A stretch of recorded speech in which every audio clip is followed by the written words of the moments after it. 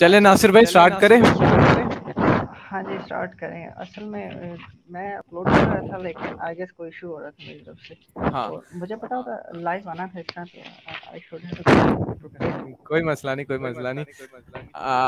चलें स्टार्ट करते हैं। How astronomy started. Okay, so firstly मैं जानना चाहूँगा हमारे साथ कौन कौन है। तलाल भाई, तलाल भाई, अबूजर भाई, हाँ, अब्दुल्ला और नासिर भाई। फर्स्ट ऑफ ऑल अस्सलाम वालेकुम एवरीवन। अच्छा, मैं इसको चाहूँगा कि मैं इसको ब्रीफ रखूँ और डिस्ट्रैक्ट ना हूँ। अगर एट एनी स्पॉट आपको लगे कि मैं डिस्ट्रैक्ट कर रहा हूँ या फ्लफ कर रहा हूँ, तो आप मुझे उस टाइम बता सकते हैं, ठीक है। और कोई क्वेश्चंस वगैरह हुए तो यू कैन आस्क।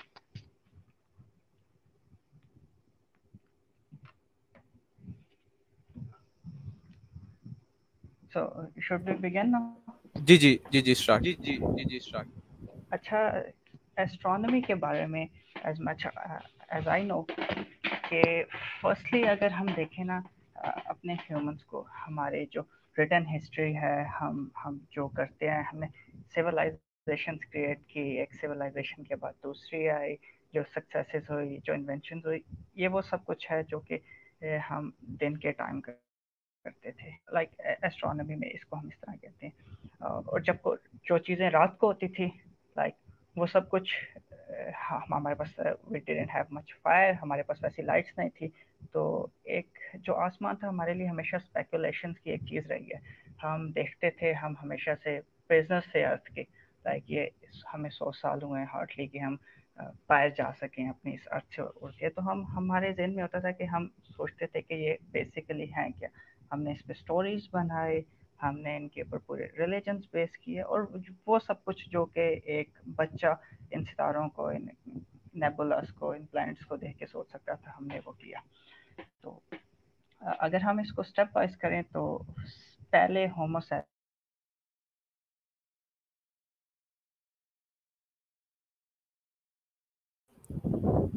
नासिर भाई आपकी आवाज़ नहीं आ रही या कट गई है, और वैसे भी आहिस्ता आ रही है आवाज़।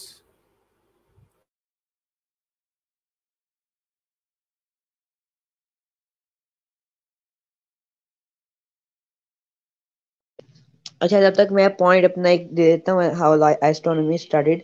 जब नासिर भाई ने रीज्वाइन करते, तो जहां तक मैंने अभी तक इतनी जर्नी हुई है मेरी, तब तक मुझे इतना ही लगा है कि जो एस्ट्रोनॉमी को जब शुरू शुरू में मेनली इसी लिए इस्तेमाल किया जाता है क्योंकि अभी टाइम क्या हुआ, साथ साथ महीनों का पता सारा एस्ट्रोनॉमी से ही लगा। और साथ साथ ये जो रात को जो कॉन्स्टलेशन है, ये भी मेनली ग्रीक्स ने इनको नेम दिया और वगैरह के पॉइंट आउट किया कि ये कॉन्स्टलेशन ये और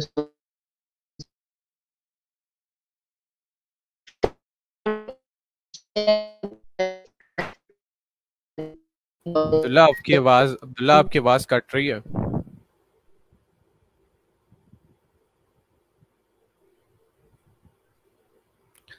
तलाल भाई आप कंटिन्यू कर सकते हैं यही टॉपिक। एक्चुअली में मुझे थोड़ी सी मतलब समझ में मिस गाइड हुआ था। मुझे लगा था कि जो टॉपिक है वो है हाउ लाइफ स्टार्टेड। तो बाकी जो एस्ट्रोनॉमी के कैसे स्टार्ट हुई इसका तो मुझे इतना ज़्यादा नहीं इल्म। बाकी जैसे अब्दुल्ला भाई बता रहे हैं कि वो वाकई यही था कि जब हम आसमान की तरफ देखते थे तो यही मतलब स्पेकुलेशंस करते थे। तो कुछ को लगता था कि मतलब ये मतलब अल्लाह ताला ने मोती जड़े हुए हैं आसमान के अंदर। और कईयों को लगता था कि ये पता नहीं कोई मतलब आग के गोले हैं। और कुछ कहते थे कि ये शयातीन है, कुछ कहते थे ये जिन्न है। तो इस तरह और मतलब ऐसी ऐसी absurd बातें भी मतलब जारी थी प्रॉब्लली 1800 सेंचुरी तक। या कुछ लोग आज भी ये समझते हैं ये मतलब ये जो सारी कायनात है या ये जो जमीन है ये एक गाय के सींग के ऊपर खड़ी है। कुछ कहते थे ये जो टोर्टोइस होता है ये कछुआ इसकी बैक के ऊपर खड़ी है। तो इस तरह की absurd बातें की जाती थी। तो उसके बाद फिर एस्ट्रोनॉमी का आगाज हुआ प्रॉबली गलीलियो से पहले। यूजली हम नाम देते हैं कि गलीलियो ने मेरा ख्याल है टेलीस्कोप शुरू की थी। But as far as I remember मैंने पढ़ा था कि गलीलियो से पहले भी कोई शख्स थे। तो उन्होंने मतलब टेलीस्कोप बनाई थी और उन्होंने फिर मतलब देखा था। मगर फिर बात वही है कि जो दौर होता है उसमें मतलब इल्म को ना जालियत से ज्यादा खतरा होता है। तो फिर उसने जब बताया कि मतलब ये इस तरह मतलब सीन है जैसा आप समझते हैं वैसे नहीं है। तो उसे फिर लटकाने का हुक्म दे दिया गया। तो मुझे बस इतना की इल्म है इस बारे में। अच्छा अच्छा अच्छा। एक्चुअली वो जी हाँ, कंटिन्यू करो। जी जी मैंने कहा जिस तरह अभी ये तलाल भाई ने बताया। या एक एक मिनट, एक कॉल आ रही है। हाँ, एक्चुअली तलाल भाई, वो नासिर भाई कह रहे थे कि हम लोगों में शायद मिसगाइडिंग ये हुई है कि हाउ लाइफ स्टार्टेड और हाउ एस्ट्रोनॉमी स्टार्टेड। तो इस वजह से चलें हाउ लाइफ स्टार्टेड इसके टॉपिक के एंड पे कर लेते हैं। मुझे नहीं लगता ये ज्यादा लंबी स्ट्रीम जाएगी, तो इसके एंड पे ही कर लेंगे, ठीक है? जी जी जरूर, कोई मसला नहीं। आई एम सॉरी अबैद, ये स्ट्रीम थोड़ा सा मेरे साथ इशू कर रहा था। I have join back. जी जी जी जी, आप कंटिन्यू कर सकते हैं। ओके, तो हम बेसिकली सिविलाइजेशंस पे थे। तो हमारे पास 4 से 5 सिविलाइजेशंस हैं जिनको हमने ज़हन में रखना है। सारी एस्ट्रोनॉमी और मोस्ट ऑफ द हमारी अर्ली हिस्ट्री इनके अराउंड ही प्ले होती है। हमारे पास फर्स्ट ऑफ ऑल अगर हम एक साइड से स्टार्ट करें, we have ancient Chinese, we have Harappans जो कि इंडस रिवर्स के साथ रहते थे, वी हैव मेसोपोटामियंस जो कि मॉडर्न डे इराक, ईरान यहाँ पे थे। Then we have central American जो कि पेरू में हो गई सिविलाइजेशन से, तो या एस्टेक्स हो गई। तो ये 2-3 थी। इफ आई हैव इजिप्शियंस तो वो नाइल्स के साथ वो हो गई, ठीक है। तो स्टार्ट करें एस्ट्रोनॉमी पे कि बेसिकली कंसेप्ट पहला क्या है। तो जो हमें रिटन हिस्ट्री में पहला कंसेप्ट मिलता है कि एस्ट्रोनॉमी कैसे स्टार्ट हुई, तो वो एक कंसेप्ट से मिलता है, चाइनीज स्क्रिप्ट है। उसके अंदर वो डिफाइन करते हैं कि एक फर्स्ट लिविंग बीइंग था, उसका नाम था पेंगू। पेंगू एक एक क्रिएचर्स है। आप इसको फिजिकली डिफाइन करना चाहें तो वो एक क्रिएचर था जो कि एक कॉस्मिक एग से हैच हुआ था। एक एक अंडा था बहुत बड़ा, उसके अंदर से उसने पहली इमर्जेंस शो की थी। तो आप इमेजिन करें कि एक एक इंडिविजुअल है जो कि अंडे को तोड़ा है। तो जब उसने अंडे को तोड़ा तो हाफ ऑफ द शेल उसके सर के ऊपर था और half of the shell was under his feet.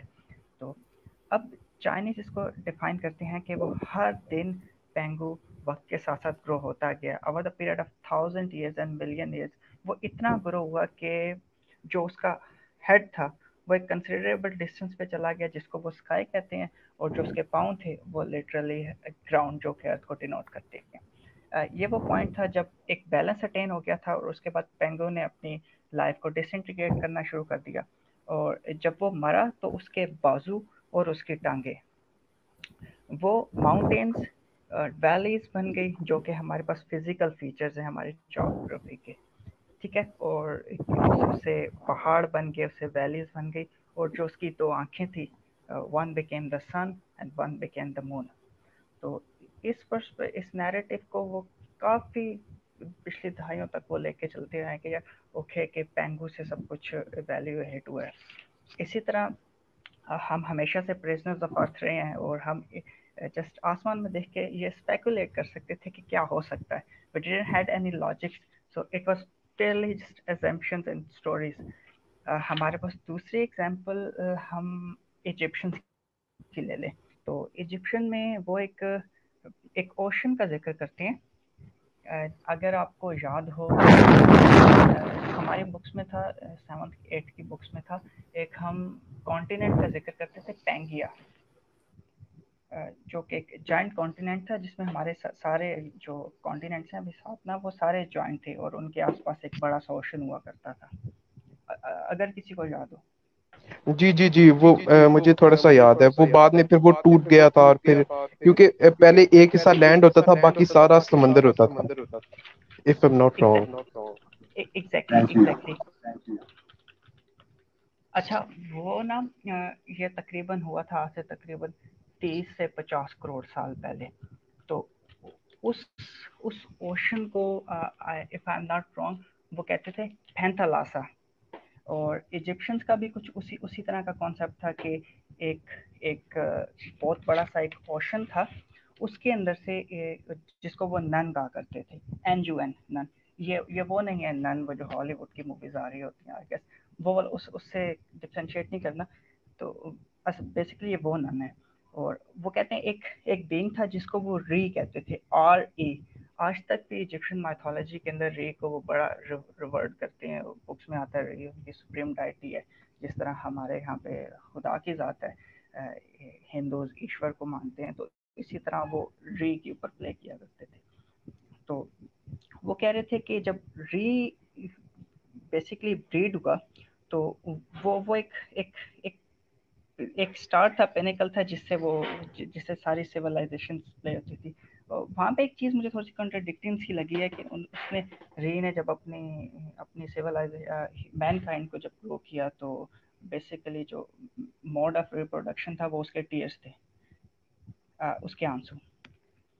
तो लाइक थोड़ा सा अजीब है। मैं जिस इजिप्शियन को पहले मेंशन किया था कि यार हाँ ये कैसे हो सकता है, तो उसको वो सम अप करते हैं कि जो रे था वो बेसिकली जब पूरा हो जाता है तो वो रिटायर हो जाता है, हेवंस में चला जाता है, और वहाँ से वो एक शेप ले लेता है सन की, और वो हमेशा के लिए ज़मीन पे तुलू होता है। जैसे ग्रीक्स के सामने वो हेलियोस को, जो उनका सन गॉड था, वो उसको हेलियोस कहा करते थे।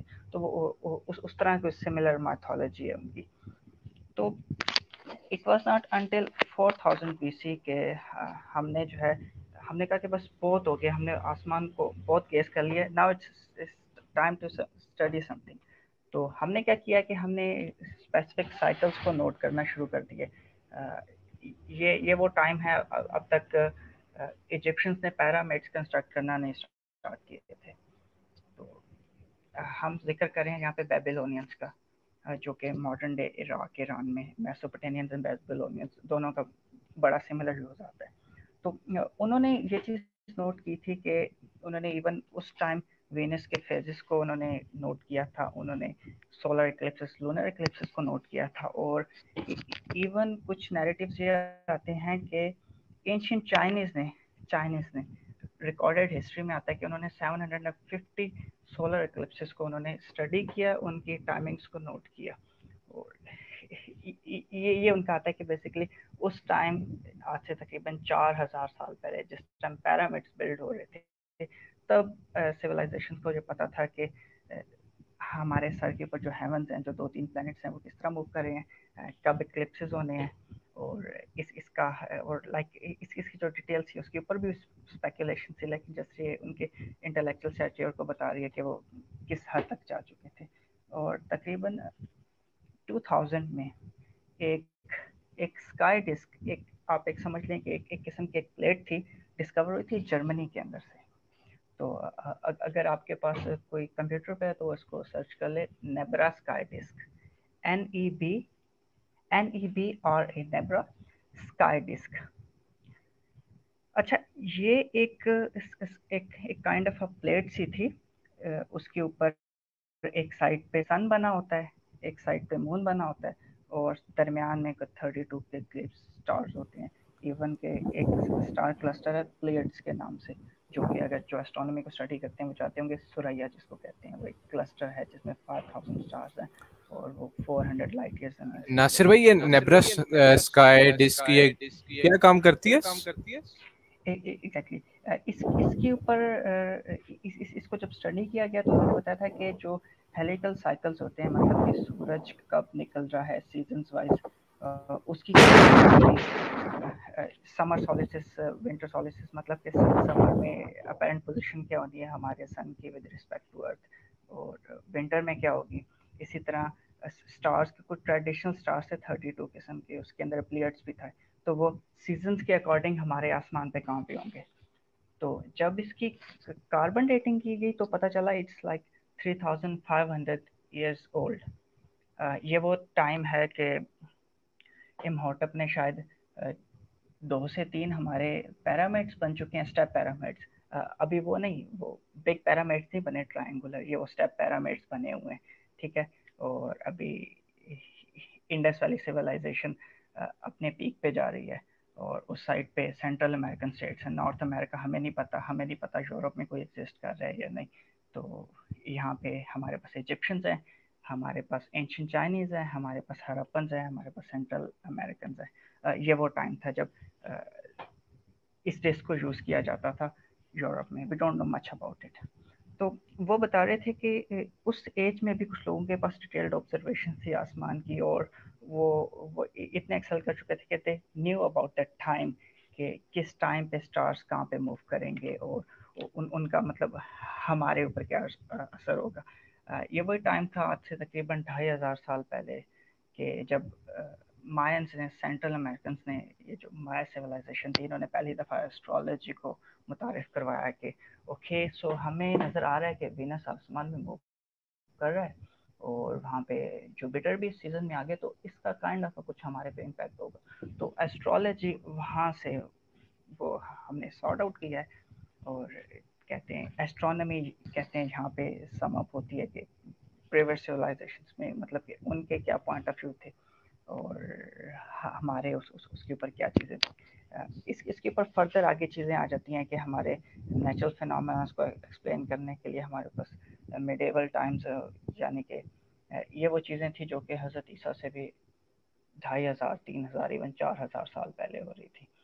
तो उसके बाद हज़रत ईसा के आने के तकरीबन 100-200 साल बाद, यानी कि हमारे इस्लाम के आने से भी 5 सदियों पहले की बात है, कि एरिस्टोटल का कॉन्सेप्ट आया कि कहते हैं हमारी ज़मीन जो है वो बेसिकली एक जगह पे जियोसेंट्रिक है और सारी चीज़ें उसके आसपास मूव करेंगे।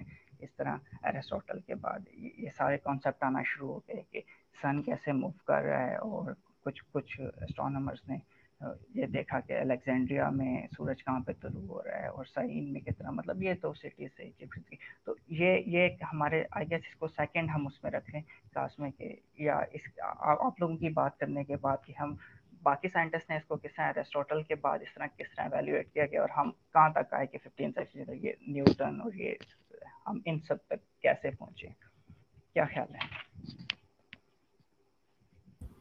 जी तलाल भाई आप बताएं। जी जी, किस बारे में, मतलब कि जिंदगी कैसे शुरू हुई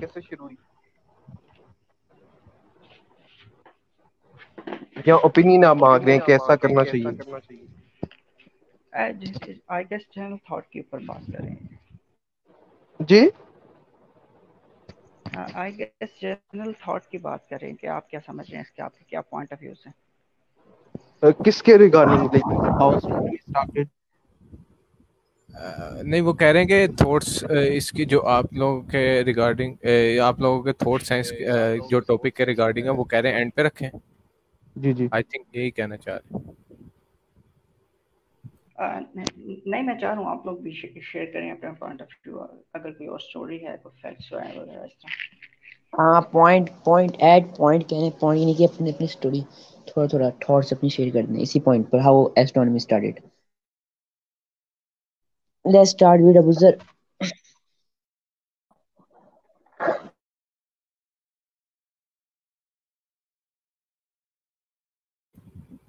अब सर कहाँ से आवाज आ एस्ट्रोनॉमी शुरू हुई? रही, कट के आ रही है आपके बात।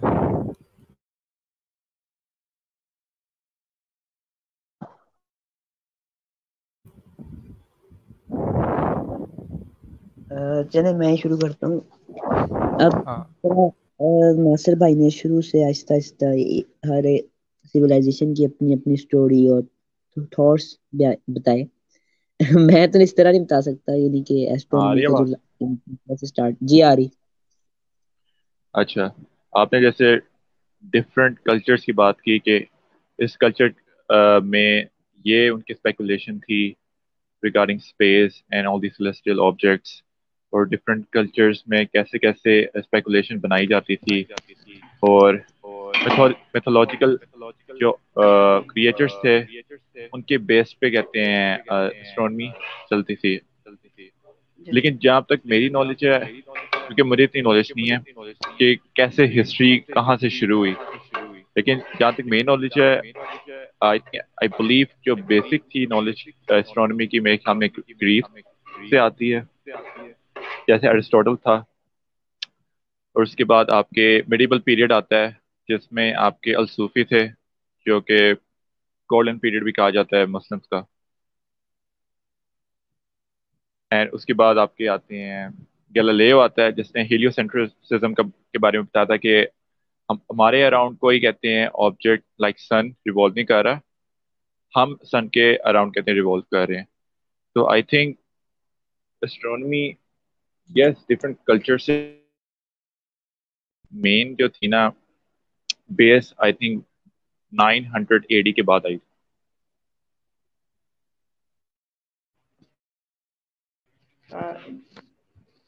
जी अबू सर, मैं आपसे एग्री करूंगा इस चीज़ पे। जो आपने स्पेसिफिकली पहले अरिस्टोटल का जिक्र किया, तो ही वाज लाइक 200 मेरी आवाज आ एडी रही थी की वैसे? बात है। जी जी, आपकी जी आवाज़ जी। आ रही है। तो बेसिकली वो एलेक्जेंडर के टीचर थे। तो आप इमेजिन कर ले एलेक्जेंडर किस टाइम पीरियड में थे। और आई गेस ये थे हज़रत ईसा के 200 साल बाद थे आई गेस, अगर इसको कोई वेरीफाई कर ले अलेक्जेंडर का टाइम पीरियड स्पेसिफिकली।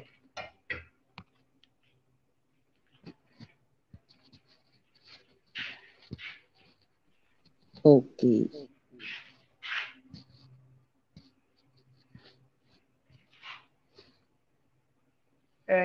ये उस बैटल बीच में लिंक होगी डेरायस टू एचिमेनियन एम्पायर का एम्परर था डेरायस टू, उसके साथ 2 बैटल्स हुई थी, जो कि मॉडर्न डे ईरान है आजकल, उस एरिया में।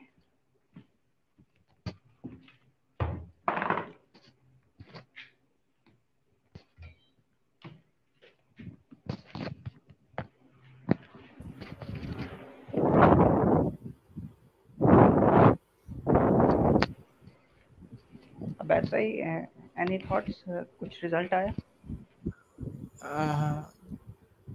मैं चेक कर रहा हूँ अलेक्जेंडर का I guess time period. Alexander 356 before Christ आ रहा है, प्रोबेबली हजरत ईसा अलैहिस्सलाम से अगर इस हिसाब से देखा जाए तो वो तकरीबन 400 साल पहले या 350 साल।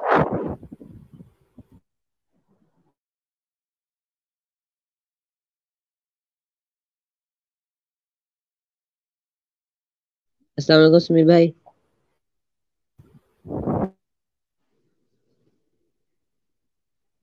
सुमीर भाई आवाज आ रही? यार उसके माइक का इशू है, वो कह रहा मैं आज लिसनर ही हूँ। नहीं जी जी अब्दुल्ला वो इस्लाम जी यार, मेरे जी। ना वो घर में मान आया तो इस वजह से थोड़ा शोर है उधर, तो मैं माइक ऑफ करके सुन रहा हूँ, ठीक है? ओके। जी जी नासिर ओके। भाई।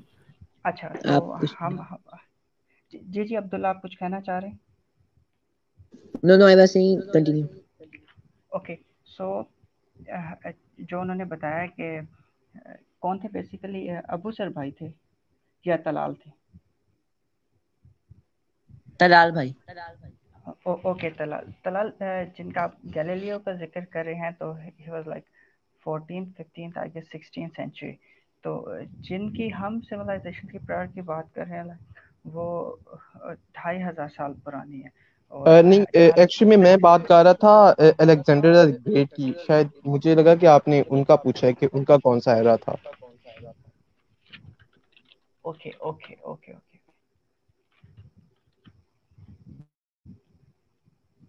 जी, अलेक्जेंडर 350 बीसी, ठीक है, बिफोर क्राइस्ट। तो एरिस्टोटल भी राउंड अबाउट यही कोई टाइम होगा। और इस टाइम पे अगर हम देखें ना, एक साइंटिस्ट है, आप अगर उसको सर्च करें, अरिस्टोस्टेनिस, स्पेलिंग ERISTASTOOUS आई गेस इस तरह। तो उन्होंने भी ना एक एक बेसिक एक्सपेरिमेंट उस टाइम किया हुआ था कि आपने ओबेल्सिक देखे हुए? ओबेल्सिक एक काइंड ऑफ एक मेमोरियल होता है, जिस तरह हमारा मीनार पाकिस्तान है ना, लाइक काइंड ऑफ वैसा ही स्ट्रक्चर होता है, और वो किसी की याद में ना बनाया जाता है। किसी ने सफ़र किया है पिशावर हाईवे पे, इसकी तरफ, रावलपिंडी की तरफ, टेक्सला के करीब एक आता है। मैंने सफर तो नहीं किया, अगर आप जगह बता देंगे तो मैं जरूर इंशाल्लाह देख लूंगा। हाँ, इस चीज़ को कहते हैं ओबेल्सिक, OBELSIK। ये आप पेशावर से रावलपिंडी की तरफ जा रहे हो ना, तो आप टेक्सला कंटोनमेंट को जैसे ही क्रॉस करते हैं, तो आपके राइट साइड में एक पहाड़ी है, उसके ऊपर एक बहुत शार्प सा ना एक मॉन्यूमेंट है कंक्रीट का, वो आपको नज़र आता है, वो मतलब दूर से नज़र आता है, इट्स लाइक 60-70 फीट्स। तो वो आई किसी थिंक वो क्या कहते हैं, पाकिस्तान वालों ने भी उसको कवर किया था कोई डॉक्यूमेंट्री में। किया था वो डॉक्यूमेंट्री में। जी जी जी, बिल्कुल बिल्कुल। यस।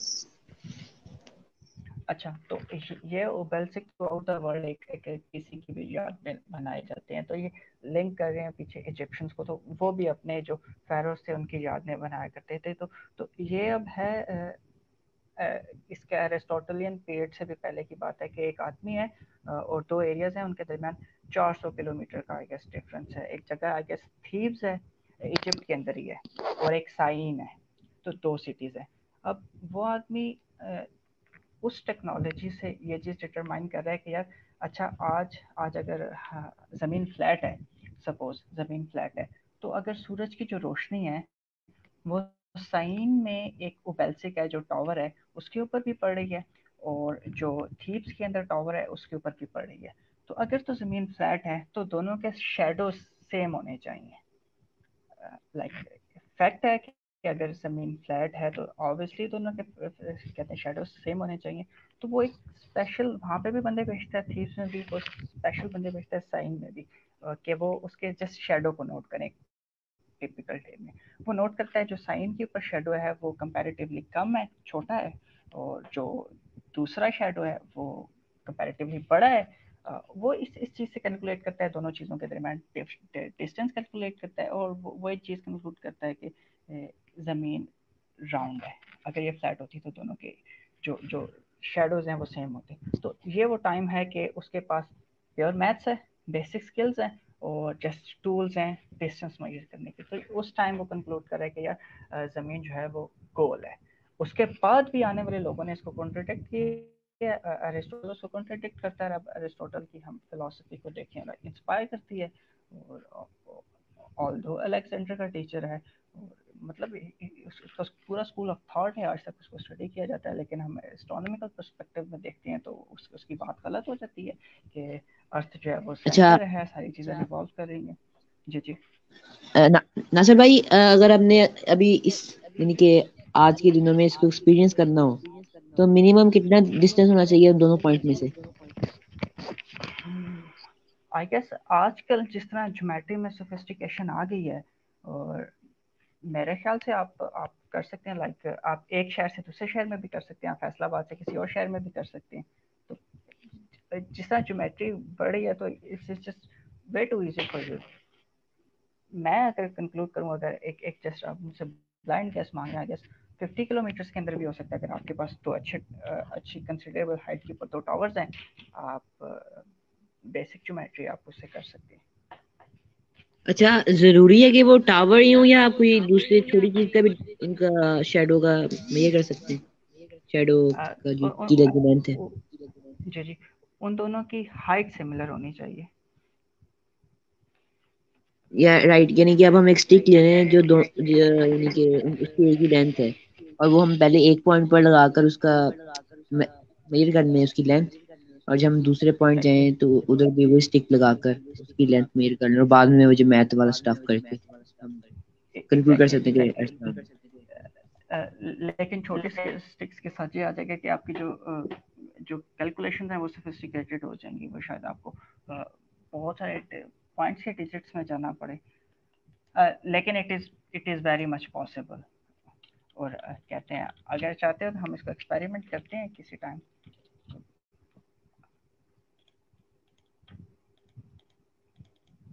जी जरूर। असल में मैं इसलिए पूछ रहा था कि अपने स्कूल के जो स्टूडेंट्स हैं उनको एक दफा, यानी कि जिनके माइंड इस तरह वाश हुए हैं, उनको एक दफा यानी कि एक्सपेरिमेंट करके दिखाऊं कि ये देखो आपके सामने है, इस तरह। तो हाँ हाँ, मैं प्लान तो बना लिए।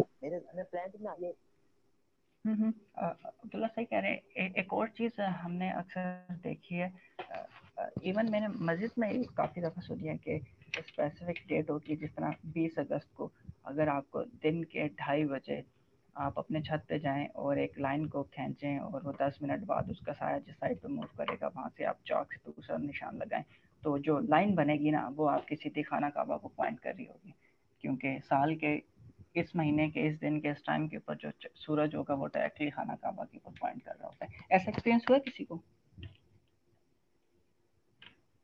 जी जी, मैंने देखा था, न्यूज पर भी आया था ये। आई थिंक मैंने भी सुना है। तो हाँ ये नासिर भाई ये जी जी, सही नहीं है? क्या मतलब सही नहीं है? यानी कि जो उनसे उन्होंने बताया कि अगर आप इस वक्त इस तारीख के टाइम पर आ जाकर एक लाइन खींचेंगे, और लाइन आई थिंक लाइन का नहीं था वो, एक थी कि लेंथ होगी स्टिक की, और जिस तरफ उसका शेडो पॉइंट कर रहा होगा तो वहीं खाना काबा है। वो डायरेक्शन फाइंड करने का था। जी जी अब्दुल्ला, दैट इज प्रिसाइज। वो आप जो जो लाइन खींचते हैं ना, बेसिकली जब शेडो पॉइंट करता है ना, तो आप उस जगह पे मार्क कर लेते हैं, तो दैट इज एक्यूरेट। देखो, मैं हाइकिंग करता हूँ, तो मैं इस हाइकिंग में इस चीज़ को मैंने अप्लाई किया हुआ है। अगर आपको याद हो, मैंने आपको तकरीबन चंद माह पहले एक पिक्चर सेंड की थी, मैंने स्टोन से वो एक सोलर कंपास बनाया हुआ था, तो आपको याद है? ऑलमोस्ट ईयर हो गया उस बात को, ईयर हो गया। जी। अच्छा, तो बेसिकली आप करते इस तरह है ना, आप अपनी अर्थ को इमेजिन करें, जो इक्वेटर से ऊपर एरिया है आप उसको नॉर्दर्न हेमिस्फेयर लें। ठीक है, नॉर्दर्न हेमिस्फेयर में हमारा मोस्ट ऑफ द एशिया आ गया, ओके हमारा यूरोप आ गया, ओके। और हमारा हमारा North America, most of the American continent आ गया। ओके, बाकी सब हमारे साथ ही है इस कॉल पे। जी जी, ये साथ ही। जी जी, जी जी जी जी। अच्छा, तो ठीक है, थैंक यू। अच्छा, तो होता इस तरह है, नॉर्दर्न हेमिस्फेयर में जो सूरज होता है वो हमेशा साउदर्न हेमिस्फेयर में होता है। इसको हम हाइकिंग में नेविगेशन के तौर पे भी इसको हम एक माइंड में as as a trick use करते हैं कि यार सन हमेशा साउदर्न हेमिस्फेयर में होगा। अब होता इस तरह है कि आजकल हम अगर देखें ना, आप टाइम देखें तो सन एट जेनिथ, गूगल पे सर्च करें, मतलब सन अपनी पीक पे कब होगा, या sun at its elliptical top, zenith कर लें, या सोलर नून कर लें, यानी कि जिस तरह हम कहते हैं ना 12 बजे सूरज हमारे सर पे होता है। आपने सुना होगा ना, दोपहर को हम बाहर निकल हम कहते हैं यार सूरज हमारे सर पे है इस टाइम। तो वो बेसिकली वेरी कर रहा होता है सीजन के हिसाब से। तो आपने जस्ट ये करना है, गूगल के ऊपर सर्च करना है सोलर नून या सन एट जेनिथ, तो वो आपको बता देगा कि आपके एरिया में 12:26 पे, 12:30 पे, या 11:50 पे सूरज आपके टॉप पे होगा। उस दौरान आपने क्या करना है, बस बाहर निकलें और सूरज की तरफ देखें। आ- आप ये चीज नोट करेंगे कि नॉर्दर्न हेमिस्फेयर में हमारा सूरज हमेशा सदर्न हेमिस्फेयर में होगा, मतलब साउथ में होगा, और जो हमारा शेडो होगा वो डायरेक्टली फेस कर रहा होगा सोलर नून पे, नॉर्थ की तरफ। अ, मैं समझा राइट। पा रहा हूँ चीज का? जी जी, आगे सुन। ठीक है, अगर आपको गूगल बताता है कि 11:50 पे सोलर नून स्टार्ट हो गया, इसका मतलब है सूरज अपनी टॉप पे है। तो आपने पहली चीज खुद को याद करवाई थी, ओके यार, के जो नॉर्दर्न हेमिस्फेयर में सूरज हमेशा साउथ में होता है। ठीक है, आप 11:50 पे गए हैं, तो आप बाहर खड़े हैं, और आपका जो शेडो जिस पॉइंट पे लाई कर रहा है ना, जिस डायरेक्शन में कर रहा है, वो आपका नॉर्थ है। ठीक है, अब जैसे जैसे टाइम गुजरता जाएगा, हमारा सूरज फर्दर मूव करता जाएगा वेस्ट में। ठीक है, हमारा सूरज जैसे जैसे वेस्ट में मूव करता जाएगा, हमारा साउथ वेस्ट में मूव करता जाएगा। ठीक है, साउथ से वेस्ट में मूव कर रहा है। इसी तरह हमारा जो शेडो होगा वो नॉर्थ ईस्ट में मूव करता जाएगा। ज- ज- अब आप इसको समझ पा रहे हैं, जिस तरह साउथ यू वेस्ट है मीन उसके ऑपोजिट बिल्कुल में, यानी कि ऑपोजिट होगा सूरज के? एग्जैक्टली 180 डिग्रीज उसके बैकवर्ड्स। राइट, ठीक हो गया। अबैद, आप मेरे साथ हैं, इसको समझ पा रहे हैं, या जस्ट जी जी मैं जी जी डिस्ट्रैक्ट कर रहा हूँ आपको? जी भाई, जी भाई ठीक ठीक है, है, तो समझ आ रहा है। अबूजर भाई भी ना आप रिमाइंडर बता दें कि समझ आ रही है अबूजर भाई? हाँ, मैं भी जैसे नहीं हुआ, तो आई थिंक बेस्ट है कि आप मैं एक्सप्लेन करें। समीर भाई चले गए हैं, अच्छा, तलाल भाई भी चलेंगे। मुझे समझ आ रही है। नासिर भाई कंटिन्यू करें। नासिर ओके, भाई कंटिन्यू करें। आई गेस बोर ये वाला टॉपिक बोरिंग है, और मुझे फील हो रहा है कुछ। नहीं नहीं नहीं नहीं नहीं, हमें हमें मजा आ रहा है। इंटरेस्टिंग चीज़ है, अच्छा, कुछ नया सीखने को मिल रहा है। अच्छा, जैसे जैसे आपका सन मूव करता जाएगा वेस्ट में, वैसे वैसे आपका जो शेडो होगा वो मूव करता जाएगा ईस्ट में। एक सेकंड जैसे, CD6BE 289। 3D6 जिंदा को अब्दुल्ला, ये लाइव स्ट्रीम मैं यूट्यूब पे डालूंगा, तुम बीच में लगे रहो जिंदा कौम है। ओए मैं माइक बंद करना था, ये मैं भूल गया।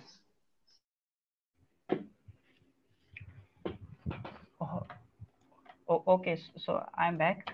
तो हम जी जी हम जब स्टिक को रखते हैं ना,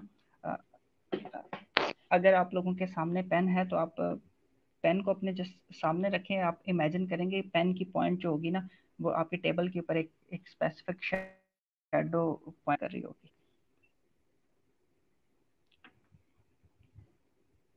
अब जी जी जी भाई। अच्छा, अब आप इमेजिन करें आपका जो पीछे लाइट सोर्स है वो मूव कर गया थोड़ा सा लेफ्ट या थोड़ा सा राइट। आप लाइट सोर्स को तो नहीं मूव कर सकते अभी, लेकिन आप ये कर सकते हैं पेन को मूव करें और इमेजिन करें कि पीछे से लाइट सोर्स मूव हुआ है। जस्ट सेम बात है। प्लीज रिपीट करना है कि नहीं, कि आपने इमेजिन करना है कि वो जो पेन है वो टेबल पर कहाँ। आ, आ, एक पीछे लाइट सोर्स है, उसका शेडो आ रहा है आपके टेबल के ऊपर। आपने यहाँ पे पेन रखा है, अपने टेबल के ऊपर सीधा पॉइंट इरेक्ट किया हुआ है, जैसे इस kind of a tower. Okay okay, finger use कर सकते हैं। फिंगर हर जगह पर यूज नहीं करते। ठीक है, ठीक है, यू कैन यूज इट।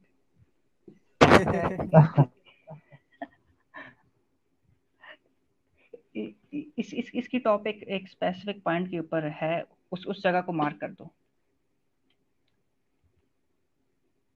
क्या करना है। उसका शेडो ना एक जगह पे मार्क कर रहा है, जो शेडो का टॉप होगा उसको आप मार्क कर दो, डॉट लगा दो या कोई पॉइंट रख दो। ठीक हो गया, फिर पेंसिल चाहिए होगी। अच्छा, अ, हो गया मार्क। ओके, अब आप इमेजिन करो कि अपने आपने पीछे से लाइट सोर्स को मूव किया, यानी कि आपका सन मूव कर रहा है। अभी आपका सन है सदर्न हेमिस्फेयर में, ठीक है, और आपके ऊपर ये जो पेंसिल है ये आप है, और सामने आपका शेडो है, ठीक है। ठीक, अब आपका लाइट सोर्स थोड़ा सा साइड पे मूव हुआ है।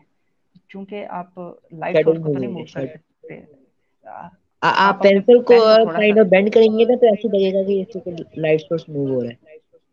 एग्जैक्टली आप थोड़ा सा बेंड कर दो, उसका उसका जो शेडो का पॉइंट है वो किसी जगह पे मूव हुआ है, आप उस जगह को भी मार्क कर दो।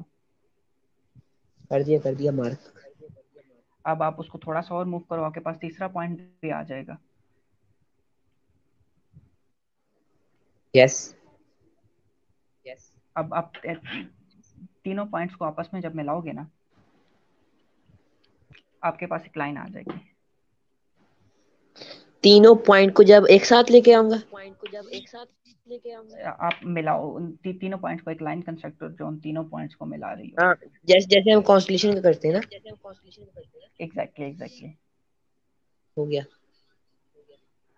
तो इस पे जो जो वाली जो साइड ना लाइट सोर्स के करीब है वो आपका साउथ होगा, क्योंकि हमने पहले डिस्कस किया था कि जो जो नॉर्दर्न हेमिस्फेयर है उसमें सन जो होता है हमेशा साउदर्न हेमिस्फेयर में होता है। तो जो चीज़ जो जो लाइन का पॉइंट सोर्स के करीब है वो साउथ होगा, और जो दूसरा है वो ऑब्वियसली नॉर्थ होगा। अच्छा, काफी इंटरेस्टिंग है ये। अब यानी कि डायरेक्शन मूव करनी है तो ये मेन होगा अगर डे लाइट में। अगर आपको नॉर्थ स्टार नहीं मिल रहा तो अपना डे लाइट में कहाँ मिलेगा वैसे, अगर आप ये पेंसिल का एक्सपेरिमेंट कर सकते हैं। अच्छा, मैं अब रिपीट करता हूँ कि आपने जैसे पेंसिल ले लेनी है, उसको टेबल के ऊपर रखना है, और असल में हम वो होंगे जैसे पर्सन स्टैंड है कहीं नो वेयर के दरमियान खड़ा हुआ है, और उसने अपनी भाई डायरेक्शन मूव करनी है, वो खड़ा हुआ है स्ट्रेट। अब जो उसका शेडो आ रहा है ठीक है। उसने एक जगह अपना शेडो मार्क कर लिया। अब जैसे जैसे यानी कि टाइम पीरियड यानी कि 2-3 मिनट बाद हो जाए। हाँ, तकरीबन 3 से 4 मिनट आपको लगेंगे एक जगह से दूसरी जगह पे मूव करने में। ठीक, अब 3 से 4 मिनट के बाद जब वो दूसरा पॉइंट मार्क होगा, और इसी तरह 2-3 से 4 मिनट के बाद जब तीसरा पॉइंट मार्क होगा, तो जौन सा जी पॉइंट लाइट सोर्स से करीब होगा। अच्छा, अब लाइट सोर्स यानी कि सन हो गया, तो सन अब कहीं भी हो आसमान में। जी जी, ये आपने करना ही सन के साथ है। एक बेसिकली स्टिक होगी रफली 3 फीट या उससे बड़ी होगी, ठीक है। आप जब उससे करोगे ना तो आप प्रिसाइज आओगे, ठीक है। ठीक। अब जौन सा जो पॉइंट आपका लाइट सोर्स यानी कि सन के ज्यादा करीब होगा यानी कि उस डायरेक्शन में होगा, तो वो वाला जी जी एरिया सन की होगा साउथ, साउथ। राइट। और जो मूव कर रहा होगा उसके ऑपोजिट ऑब्वियसली जो चीज़ होगी वो नॉर्थ होगी। आप इसको बेशक मोबाइल के कंपास से चेक कर लो या आप किसी तरह चेक करना चाहो, ये कर सकते हो आप। ठीक हो गया। अच्छा, अगर हमें रात में ये क्या कहते हैं नॉर्थ स्टार नहीं नजर आ रहा, तो कोई वे है कि मूव करने की डायरेक्शन नाइट स्काई में? जी जी हम हमारे पास डायरेक्शन है। हमारे पास दो तीन वेज है। डिपेंड कर रहा है आप किस सीजन में हो। अगर आपका सीजन है सर्दियाँ है राउंड अबाउट, फिर तो आपके लिए आसान है। आपने आपने ढूंढनी है कॉन्स्टलेशन ऑफ, आपकी एक कॉन्स्टलेशन है ओरायन। अब राइट। अवैध आपको ओरायन कंस्टलेशन के बारे में कुछ हाव ना होगी? नहीं, मुझे आइडिया नहीं है इसका। अबैद भाई ज्यादा एस्ट्रोनॉमी में नहीं है, वो ओरायन ज्यादा फ्रीलांसिंग है। ओके ओके ओके मैं अंडरस्टैंड करूँ। अवैध भाई एक ग्रीक माइथोलॉजी के अंदर एक वॉरियर है, हंटर है बेसिकली, उसका नाम ओरायन है। ठीक है। अब ओरायन की जी कॉन्स्टलेशन जी आसमान में हमारे पास इस तरह है कि आप इमेजिन करें एक एक फाइटर है और उसके एक हाथ में हंटर है, like kind of a sword, लेकिन वो एक हंटर टाइप सी है जिसमें फ्लेक्सिबल मटेरियल है। उसने अपना एक हाथ हवा में स्ट्रेच किया हुआ है और जबकि जी। उसकी एक बेल्ट है, उस बेल्ट के अंदर एक सॉर्ड है। तो आप इमेजिन करें आसमान के अंदर एक आदमी है, उसके एक हाथ उसका बुलंद है, बाजू उस बीटल जूस हाथ में है। कुछ स्ट्रेचेबल मटेरियल है। एग्जैक्टली ये कहाँ से वाला ही है? या buzzer, buzzer. Okay okay okay अब सर, अच्छा तो अबैद अगर आप ओरायन लिख लेंगे ना गूगल पे, मेरे साथ साथ चलें तो अंडरस्टैंड करना आसान हो जाएगा। हाँ, हमारे सामने एक चीज खुल जाएगी। हाँ, ओराइन स्पेलिंग बताना। ORION, Orion. स्टार लिखते जी हैं या जी कॉन्स्टलेशन जी लिखते जी, हैं तो आपके समझ आ पास गया, मुझे आ गया।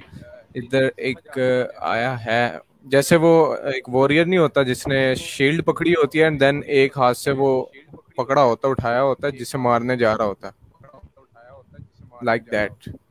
Okay okay. अच्छा कैन आई शेयर स्क्रीन? ये शॉर्ट नजर जी जी जी अबैद, आप अगर शेयर कर लें तो बहुत आसानी हो जाएगी।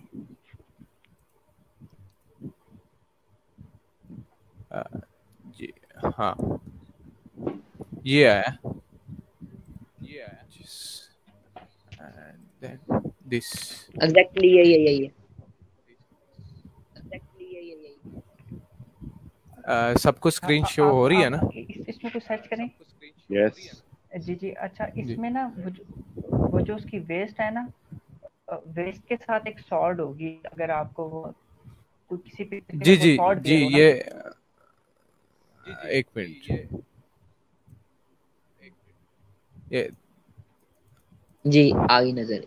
ये सॉर्ड के अंदर एग्जैक्टली में एग्जैक्टली एग्जैक्टली 5 स्टार। हाँ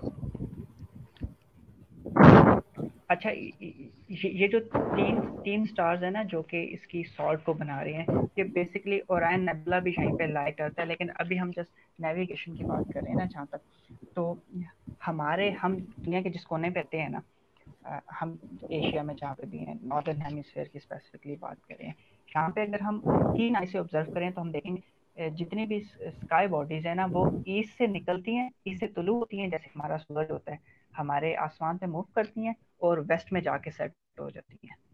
ठीक है। तो अगर आप कॉन्स्टलेशन को जानते हैं, आपके लिए बहुत आसान होगा ये ऑब्जर्व करना कि ये ईस्ट से निकल रही हैं और वेस्ट में जाके ग्रुप हो रही हैं। लेकिन अगर आप अभी आपने स्टार्ट किया है मैच्योर है, तो आप देखेंगे जिस तरह आप जुपिटर को देखेंगे रात को 9 बजे देखेंगे तो ईस्ट साउथ में एक बहुत सी रोशन बॉडी होगी, दैट इज जुपिटर। तो वो अभी 12 बजे के करीब बिल्कुल साउथ में आ जाएगा, रात को 3 बजे के करीब वो वेस्ट में गया होगा और 4 बजे के करीब वो ग्रुप हो जाएगा। तो इसी तरह हम जब नेविगेशन करते हैं, सपोज आप किसी जंगल में हैं और आपके पास जीपीएस आपका ख़त्म हो गया, बैटरी ड्रेन हो गई है, आपके पास क्लाउड्स हैं, नॉर्दर्न स्काई में आप कहते हैं नॉर्थ स्टार को नहीं देख पा रहे, और सीजन है सर्दियों का, आपने देखना है ओरायन को। अब ओरायन तुलू होता है ईस्ट से, तो आप देखेंगे जो इसकी सॉर्ड है स्पेसिफिकली ना, सॉर्ड आप इमेजिन करें जो उसकी बेल्ट है, बेल्ट के अंदर एक सॉर्ड उसने डाली हुई है जो कि शीटेड है, अभी बाहर नहीं निकली, अभी अपने उस नया में ही है सॉर्ड, ठीक है। वो सॉर्ड थोड़ी जी सी जी टेल्ड होगी आइदर लेफ्ट साइड पे या राइट साइड पे, ठीक है। अब जैसे जैसे ओरायन मूव करेगा आसमान में ना, वो साउथ में आके ओरायन हंटर सीधा हो जाएगा, काइंड ऑफ। अगर आप ओरायन की पिक्चर देखें, ओरायन थोड़ा सा टेढ़ा होगा जैसे वो लीन कर रहा है हंटर। तो जैसे जैसे वो मूव जी करेगा जी हमारे स्काई में, उसकी पोजीशन अपेरेंट पोजीशन सीधी होती जाएगी, एट अ पॉइंट के जो उसकी सॉर्ड है ना वो डायरेक्टली आसमान से, जिस तरह हम कहते हैं पैरेलल नहीं होती, बिल्कुल पैरेलल आ जाएगी। हॉरिजेंटल। तो ये जो हॉरिजॉन्टल नहीं अब्दुल्ला, हॉरिजॉन्टल क्या कह रहे हैं अब्दुल्ला, कम ऑन। अगर लीन हो रहा है तो हॉरिजॉन्टल आहिस्ता आहिस्ता वो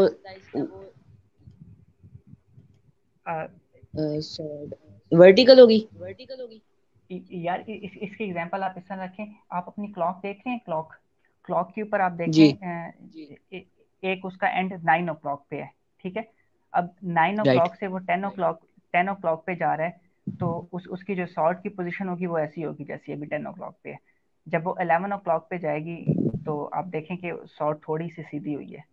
जब आपका जो क्लॉक का डायल है वो 12 o'clock पे जाता है, तो आप देखेंगे कि जो आपकी जो आर्म है ना क्लॉक का, वो बिल्कुल सीधा हो जाएगा, ऐसा ही है। तो स्वॉर्ड भी इसी तरह सीधा हो जाएगी, सीधी हो जाएगी। एग्जैक्टली तो जिस पॉइंट पे सॉर्ड आसमान के साथ वर्टिकल आ जाती है ना, जो ओरायन की सॉर्ड है, तो वो पॉइंट होता है कि ओरायन उस वक्त डायरेक्टली फेस कर रहा होता है साउथ में।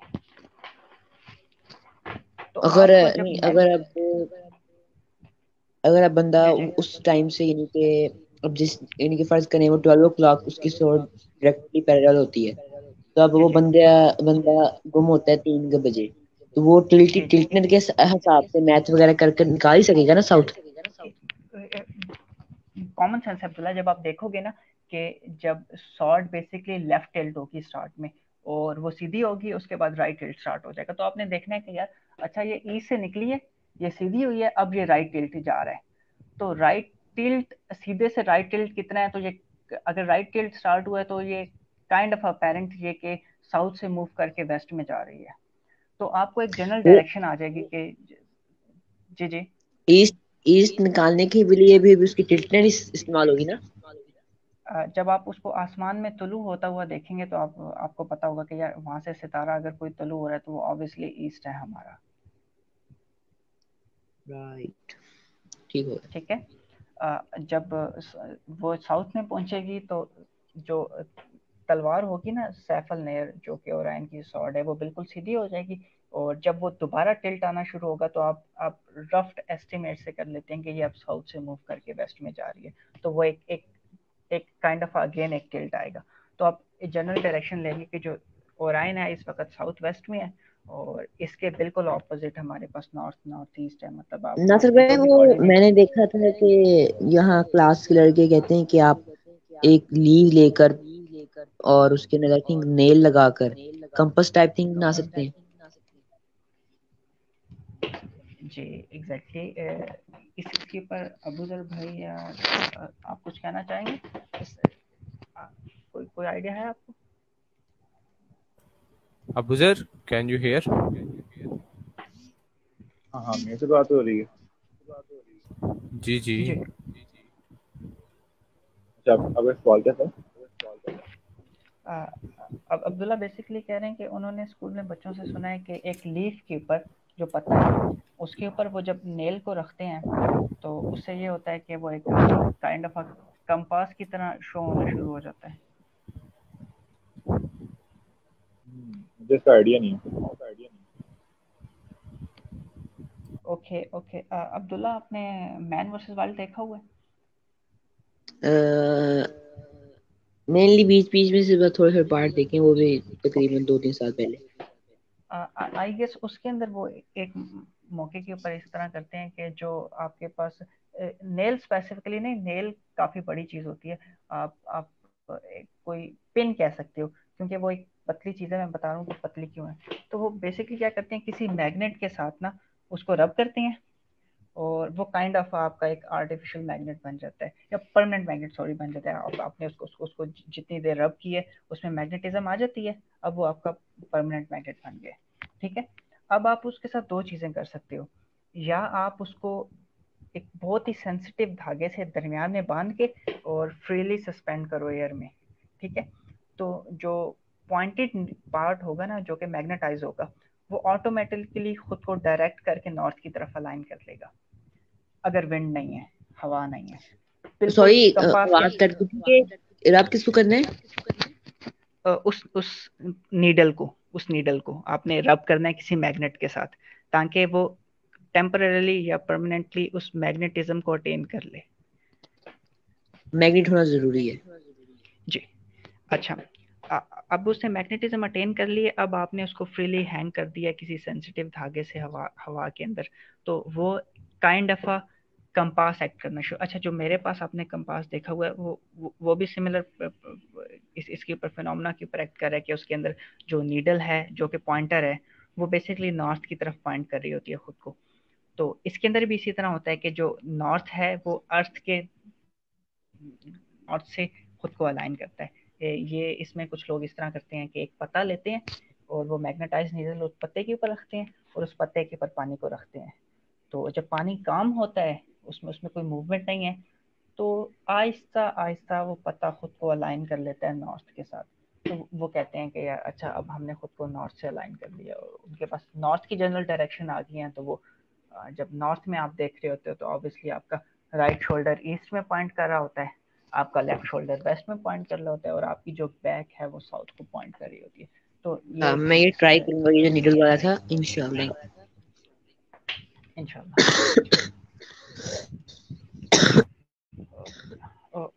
ओके, अब हम डिस्कशन जो है वो अबैद भाई की तरफ या अबूजर भाई की तरफ लेके जाते हैं। जी नासिर भाई, अब थोड़ा उस बैक की तरफ आ जाए ना कि where the astronomy started, how the astronomy started. Okay, Abuzar भाई। यस। अच्छा, अबूजर भाई, आप इस डिस्कशन का हिस्सा रहे हैं अभी तक, तो आप कुछ कहना चाहेंगे, आपका कुछ व्यूज वगैरह लेना चाहूंगा। मुझे ना आवाज हल्की आ रही है, एक मुझे ना चेंज करने रहे। ओके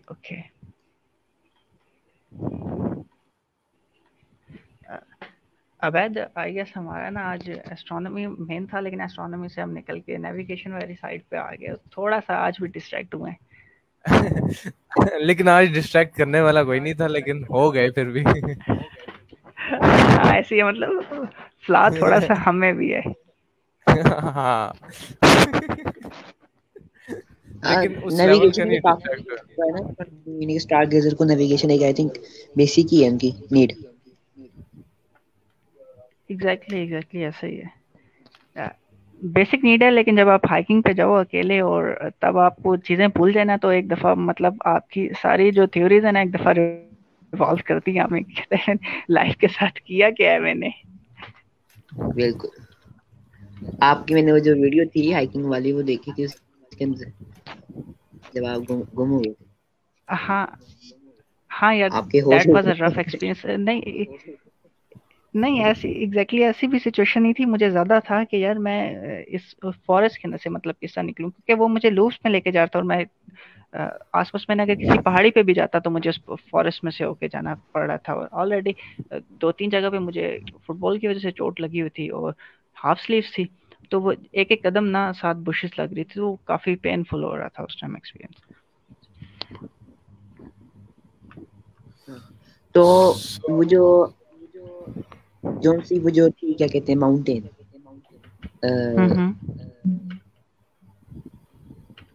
उसका रफली सॉरी मैं समझा नहीं आपकी बात। आपका जो वो उसका डिस्टेंस कितना था?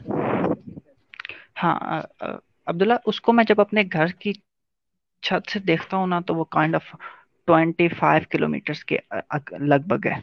तो मेरा घर थोड़ा सा आबादी के एक एंड पे आ रहा है कि वहां से अगर मुझे तकरीबन 5-6 किलोमीटर लगते हैं कि मैं आबादी को क्रॉस करता हूँ, तो आगे फिर तकरीबन 15-18 किलोमीटर ये एरिया है वहां तक पहुंचने के लिए। अच्छा, आपने घर से और वो माउंटेन तक पैदल सफर किया ना, 25 किलोमीटर? अच्छा, हाँ आपका आप मेरे से सवाल था। जी जी। अबू सर भाई, हम आपसे जानना चाह रहे थे कि आपने डिस्कशन में हिस्सा लिया, आप और ऐसी चीजें थी, तो आप आपका क्या पॉइंट ऑफ व्यू है, या अपना कोई हेलो। नैरेटिव या आप कोई चीज ऐड करना चाहेंगे?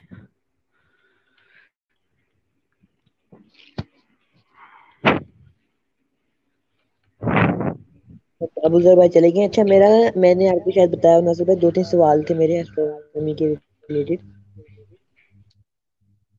हाँ हाँ जरूर। तो एक तो सवाल था कि ना कि मैंने तो जुपिटर को ऐसे लिया है कि जैसे इसका नहीं कुछ सॉलिड कोर हो दरमियान में, मगर 2-3 दफा मैं ऐसी पोस्ट से गुजरा हूँ जिनकी रीच भी काफी ज्यादा थी और वो पेजेस भी क्या कहते हैं वेरीफाइड थे। तो उनके अंदर लिखा था कि जो जुपिटर है वो हाइड्रोजन गैस है, और यानी कि एक बॉल ऑफ हाइड्रोजन गैस है, और उसकी कोई ना सॉलिड कोर है, तो इसलिए हम उसके ऊपर लैंड नहीं कर सकते। अब लैंड लैंड का आई थिंक लैंड का अगर हम लैंड के हिसाब से देंगे तो लैंड इसलिए नहीं कर सकते क्योंकि वहाँ जो कंडीशन है, एनवायरमेंटल कंडीशन, उसकी वजह से प्रेशर और बाद में जो वहाँ हाई विंड्स हैं वगैरह। मगर जो सॉलिड कोर जी की जी। बात थी वो उसके बारे में था कि उसकी सॉलिड कोर है या नहीं है। एग्जैक्टली अब्दुल्ला, देखो जब जब एक प्लेनेट फॉर्म हो रहा था ना, आज से तकरीबन 4 बिलियन ईयर्स एगो, जब प्लैनेट्स फॉर्म हो रहे थे, तो उनका जो जो बेसिक कंपोजिशन थी ना, उसके अंदर जो हैवी मेटल्स थे, ठीक है, वो पहले टॉप पे थे। आहिस्ता आहिस्ता क्या हुआ कि जो जो हैवी मेटल्स हैं वो श्रिंक होके उसके कोर की तरफ मूव करना शुरू हो गए, ठीक है। It is just basic density. और अब जो प्लैनेट्स देख लो, उनका जो कोर होगा वो हमेशा डेंस होगा, ठीक है। हम जब जुपिटर की बात करते हैं तो हम कहते हैं ये ओशन है हाइड्रोजन का ओशन। तो बेसिकली इसकी जो कंपोजिशन है मोस्टली वो हाइड्रोजन और हीलियम पे बेस कर रही है। लेकिन जो इसका कोर होगा, ऑल्दो वो बहुत छोटा हो comparative to its whole structure, लेकिन जो इसका कोर होगा वो हमेशा डेंस होगा और वो सॉलिड होगा। और ऐसा पॉसिबल नहीं कि किसी किसी चीज का जो कोर होगा वो भी गैस हो, क्योंकि अगर आपको अल्टीमेटली। जो जी जी। जिस चीज की यानी कि जिस तरह न्यूटन ने कहा था कि जितना बड़ा मास होगा उतनी ज्यादा ग्रेविटी होगी, राइट? हम्म। ठीक हो गया सवाल, खुद ही हो गया क्योंकि साथ हाइड्रोजन है तो वो मास ही है, तो इसलिए जुपिटर की इतनी ज्यादा ग्रेविटी है। मैं कोर से रिलेट कर रहा था कि उसकी कोर अगर इतनी छोटी है तो उसकी ग्रेविटी क्यों इतनी ज्यादा है, मगर वो हाइड्रोजन गैस भी उसके आसपास है ना, तो उसके वो भी मास में शामिल होगी और उससे ग्रेविटी। एग्जैक्टली एक प्रेशर है जिसने उसको सस्टेन करके रखा हुआ है। और जो मैग्नेटिक फील्ड है वो जुपिटर का कितना है, बड़ा है या? मैग्नेटिक फील्ड, लाइक हाँ, ये कोई इंटरेस्टिंग चीज है। मैग्नेटिक फील्ड आई गेस जो मार्स का है क्योंकि अगर वो मैग्नेटिक राउंड फील्ड का अबाउट। पता लग जाए उसका जी अप्रोक्सीमेटली मैग्नेटिक फील्ड कितना है, तो फिर कोर का भी हम हिसाब लगा नहीं सकते? देखो मैग्नेटिक फील्ड डिपेंड कर रहा होगा उसके कोर में कितना मेटल है, ठीक है, if I am not wrong. तो जो जी। जुपिटर है उसके अंदर जमीन को भी हम अगर 1300 टाइम्स उसमें डाल सकते हैं, तब हमारे पास इतना एरिया होगा कि हम जुपिटर में आ सकें। तो अगर हम साइज से कंपैरिजन में करें तो उसका जुपिटर का कंपैरेटिवली जो जो आप ये कह रहे हैं ये ज्यादा होना चाहिए एज पर माय नॉलेज।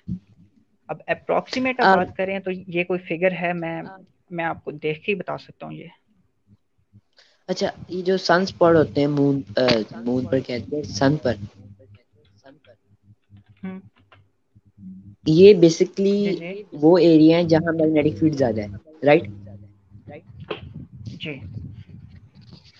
तो वो ब्लैक क्यों है?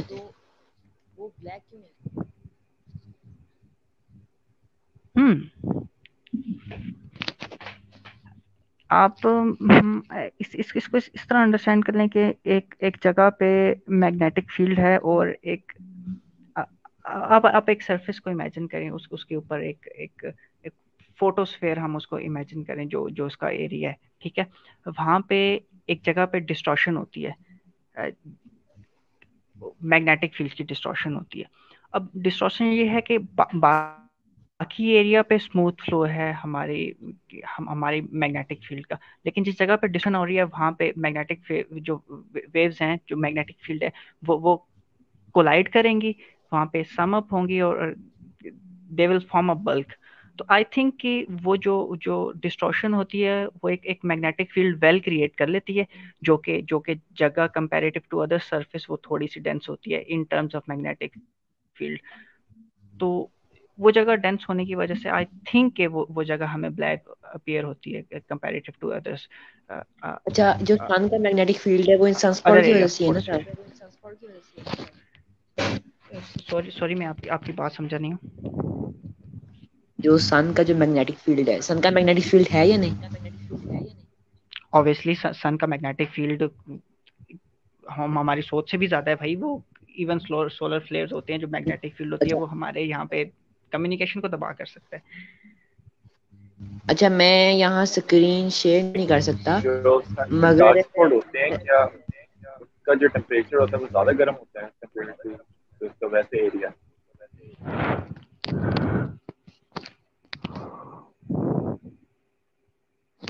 अगर अबूजर मैं आपकी बात समझाऊं, आप टेम्परेचर की बात कर रहे हैं, तो जो सन स्पॉट होता है वो एरिया कंपैरेटिवली ठंडा होता है बाकी फोटोस्फेयर से, जो अच्छा, उसका एरिया है जिसके ऊपर वो लाई कर रहे हैं। तकरीबन आपके 1/3 होता है, आप इस तरह इमेजिन कर लें। अच्छा नाज़र भाई, ये काफी इंटरेस्टिंग बात है कि उसकी जो सराउंडिंग है वो रिलेटिवली उससे यानी कि काफी कितनी ज्यादा गुना होगी उससे, क्या कहते हैं, गर्म, तो वो खुद एरिया ठंडा है, ये कैसा?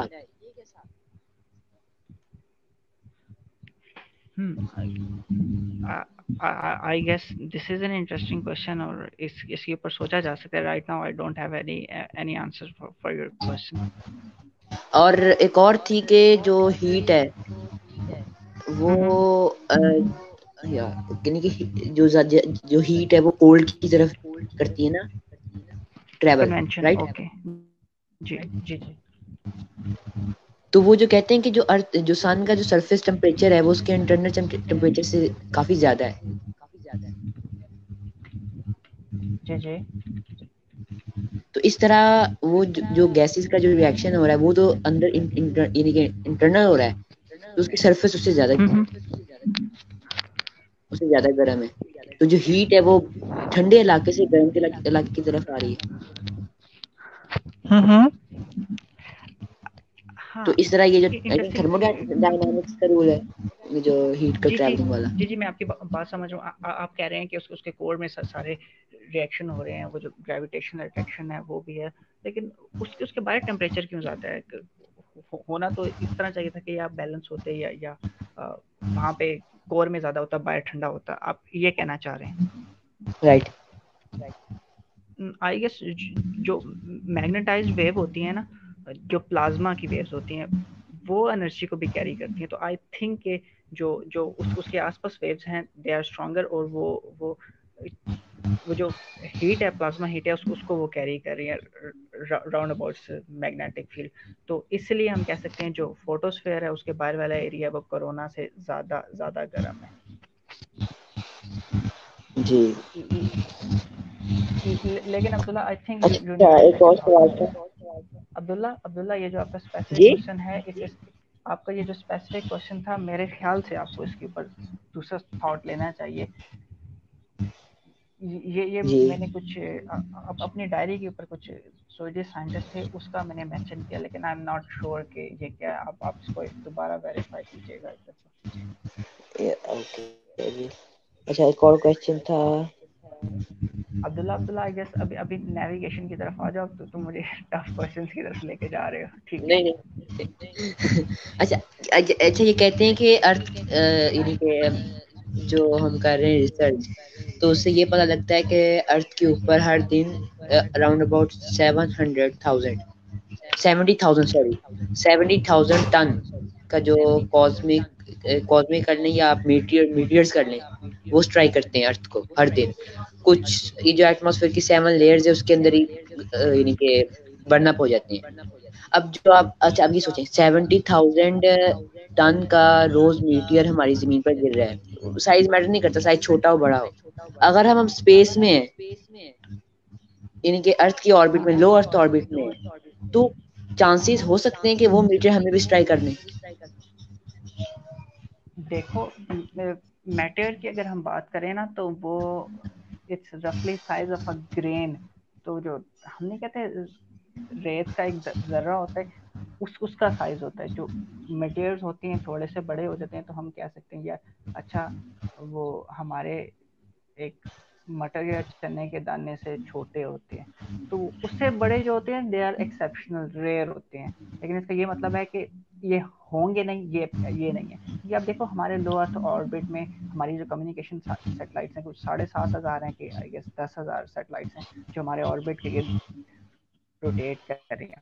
तो अगर ये चीज़ इतनी कॉमन होती तो वो आप क्या समझे 10,000 चीज़ें रोटेट कर रही हैं तो किसी एक को स्ट्राइक करके वो सुपरसोनिक होते हैं, ठीक है, जो मटेरियल्स होते हैं। तो अगर वो 2 लाख आप देखोगे जो मटेरियल्स हमारे एटमॉस्फेयर मेसोस्फेयर में जब एंटर होते हैं उनकी स्पीड 2 लाख से भी ऊपर होती है। जिस तरह अब ये 4-5 दिन पहले परसेंट मटेरियल शॉवर गुजरे, तो उनकी स्पीड अगर इतनी ज़्यादा है तो वो आप इमेजिन करो कि एक मटर के दाने के जितना भी अगर एक मटेरियल है ना तो वो आपकी पूरी सैटेलाइट के अंदर से होके गुजर जाएगा। तो दैट इज नॉट पॉसिबल कि हमारे लो ऑर्बिट के अंदर इतने मटेरियल्स हैं, और होते हैं तो वो कंसिडरेबली जिनको आप देखते हैं ना वो शाब साकिब प्यारे होते हैं, तो वो एक रेत के दाने से ज़्यादा उनकी कोई अच्छा नहीं होती। अच्छा यू मेनो के क्या जब मैग्नेट को गर्म करते हैं तो उनकी मैग्नेटिज्म लूज हो जाती है, ये बात सही है? हाँ, मेटल्स में फ्री इलेक्ट्रॉन्स होते हैं आई गेस, तो उनको हीट पे वो फ्रीली मूव करना शुरू कर देते हैं, उनके अंदर एनर्जी होती है। हाँ ठीक है, ठीक है। तो इससे मैग्नेटिक फील्ड भी छोटा होगा ना उनका गर्म करने पर?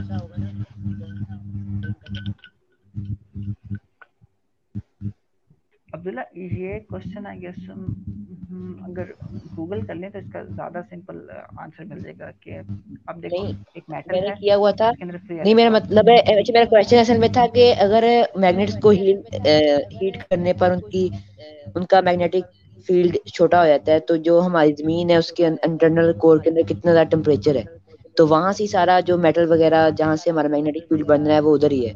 तो वहां अगर इतना टेम्परेचर है तो वो जो मेटल पहले लिक्विड फॉर्म में है उनका इतना ज्यादा मैग्नेटिक फील्ड क्यों बना है? That is actually a good question यार। तुम्हारे मतलब पहले वाले की अगर मैं बात करूं तो देखो मेटल्स में हम देखते हैं हमारे पास जो फ्री इलेक्ट्रॉन्स की तादाद है वो 4 से कम है, ठीक है। और जब हम किसी चीज़ को हीट अप करते हैं तो उसके पार्टिकल्स एनर्जाइज होते हैं, और एनर्जाइज होते हैं तो उनका जो जो मूवमेंट है विद इन द पार्टिकल वो शिद्दत इख्तियार कर लेता है, वो अपने स्पीड अप हो जाते हैं। तो मेटल्स के अंदर तो होता है एग्जैक्टली इसी तरह कि आपने एक मैग्नेट को हीट अप किया है और हीट अप होने से उसके इंटरनल जो पार्टिकल्स हैं, जो फ्री इलेक्ट्रॉन्स हैं, आयॉन्स हैं, वो मूव करना शुरू हो गए हैं स्पीड पे, और उनके कोलिजन से उसके मैग्नेटिक फील्ड के ऊपर इफेक्ट पड़ेगा, ज़रूर पड़ेगा। और जहाँ तक बात अर्थ की है तो ये एक इंटरेस्टिंग चीज़ है मेरे पास। आई गेस पहली दफ़ा ये मैं क्वेश्चन सुन रहा हूँ, या तो हम इसको इस तरह समझते हैं कि यार या हमारा अर्थ का जो जो टेम्परेचर है वो एक लिमिट के ऊपर जाके सेट हो गया है कि सपोज आप उसको एक्सटर्नली हीट नहीं कर रहे, तो वो जितना स्टार्ट हुआ था मतलब कि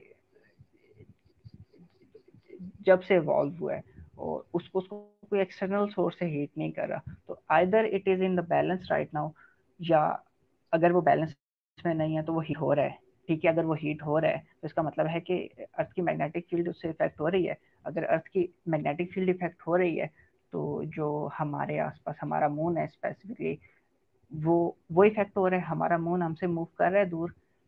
हम सुनने में आया कि वो 1.4 सेंटीमीटर या इंचेस हमसे दो रोज मूव हर साल मूव होता है दूर, ऐसा ही है? I am right? आवाज आ रही है आपकी। जी भाई सुन रहा हूँ मैं क्योंकि एक्चुअली इसमें मैं जीरो हूँ तो मैं सिर्फ सुनने पे ज्यादा गौर है मेरा। ओके अच्छा तो हम जिस तरह कह रहे हैं कि हर साल हमारा जो चांद है हमसे 1.4 सेंटीमीटर या inches, I am not sure about the matrix, लेकिन ये हमसे दूर जा रहा है। तो सेंटीमीटर। इसकी एक ये रीजन हो जी उसकी एक ये रीजन हो सकती है कि यार अगर हमारा मून हमसे मूव कर रहा है तो either it is due to के कोई एक्सटर्नल ग्रेविटी का सोर्स उसके ऊपर एक्ट कर रहा है जो कि माइन्यूट है और with the passage of time वो चीज कर रही है, या डिपेंड कर रहा है कि हमारा जो अर्थ का जो अपना कोर है उसमें मैग्नेटिक फील्ड्स में फ्लक्चुएशंस आ रही हैं। तो अच्छा एक इट इज आइदर वे। अर्थ जो मैग्नेटिक फील्ड है हाँ नासिर ये 3.7 सेंटीमीटर है।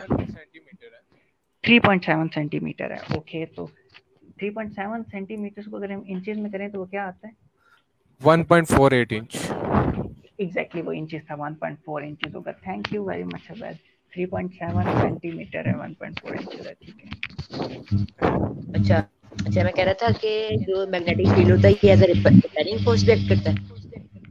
सॉरी, जो मैग्नेटिक फील्ड है जैसे आपने कहा कि अगर हम मून हमसे हर रोज हर साल राउंड अबाउट 1 इंच दूर जा रहा है, तो इससे ये हो सकता है कि जो अर्थ का जो मैग्नेटिक फील्ड है उसके अंदर कुछ डिस्टरबेंस है, राइट?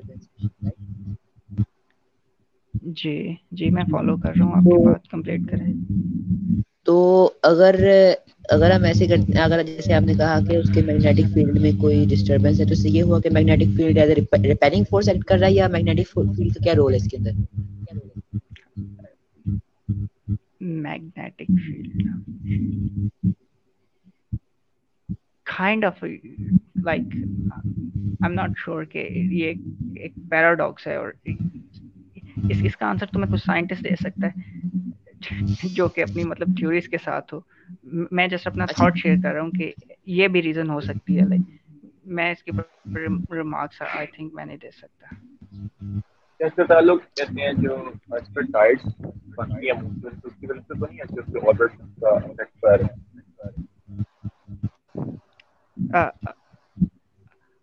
अबू सर आपकी मुझे आवाज आई, आप कुछ कह रहे थे लेकिन वो आवाज बहुत बहुत कम थी। अब मेरी आवाज है क्लियर? जी अब क्लियर है आपकी आवाज। जी क्लियर है। एक मिनट कह रहे हैं। अबूजर भाई चलेंगे। अच्छा मेरा आखिरी क्वेश्चन है। अबू सर भाई लगता है किसी लो ऑर्बिट सैटेलाइट के ऊपर हैं, वो जब वो एलिप्टिक्स में आती है ना, वो क्या कहते हैं, प्री नंबरा, वो जो अर्थ के करीब आती है तब उनके सिग्नल आते हैं, वो उनका जब ऑर्बिट दूर चला जाता है ना तो उनके सिग्नल चले जाते हैं। यार एक्चुअली अंदरून लाहौर में यही मसला है, वो अंदरून लाहौर में रहता है ना। आगे मेरी बात आ रही? जी मैं सर कह आ रहा रही था है। कि इसका ताल्लुक अर्थ में जो टाइड्स बनती हैं उसकी वजह से, उस वजह से तो नहीं है कि मून दूर जा रहा है, कि उसके ऑर्बिट में इफेक्ट पड़ रहा है टाइड्स की वजह आपका कहने का मतलब है कि जो मैग्नेटिक फील्ड्स हैं उनका ताल्लुक, सॉरी जो टाइड्स हैं उनका ताल्लुक मैग्नेटिक फील्ड से है। नहीं, वो कह रहे हैं कि जो अर्थ पर टाइड्स बनती हैं शायद उसकी वजह से मून हमसे दूर जा रहा है, राइट?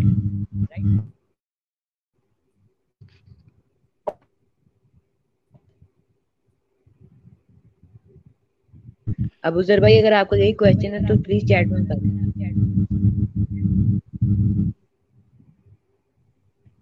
हाँ यही सवाल था, क्या इससे कोई फ्रिक्शन तो नहीं क्रिएट हो रही जिसकी वजह से उसके ऑर्बिट पे इफेक्ट कर रहे हैं?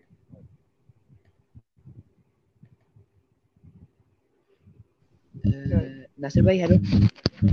अब्दुल्ला इनका क्वेश्चन रिपीट करें आप, और उसके बाद आपका कोई व्यू है तो शेयर करें, मैं आपको बताता हूँ। जी ये कह रहे हैं कि इनका क्वेश्चन है कि अर्थ के ऊपर जो टाइड्स बन रही हैं शायद उनकी वजह से मून हमसे रोज अराउंड अबाउट 1 इंच दूर जा रहा है।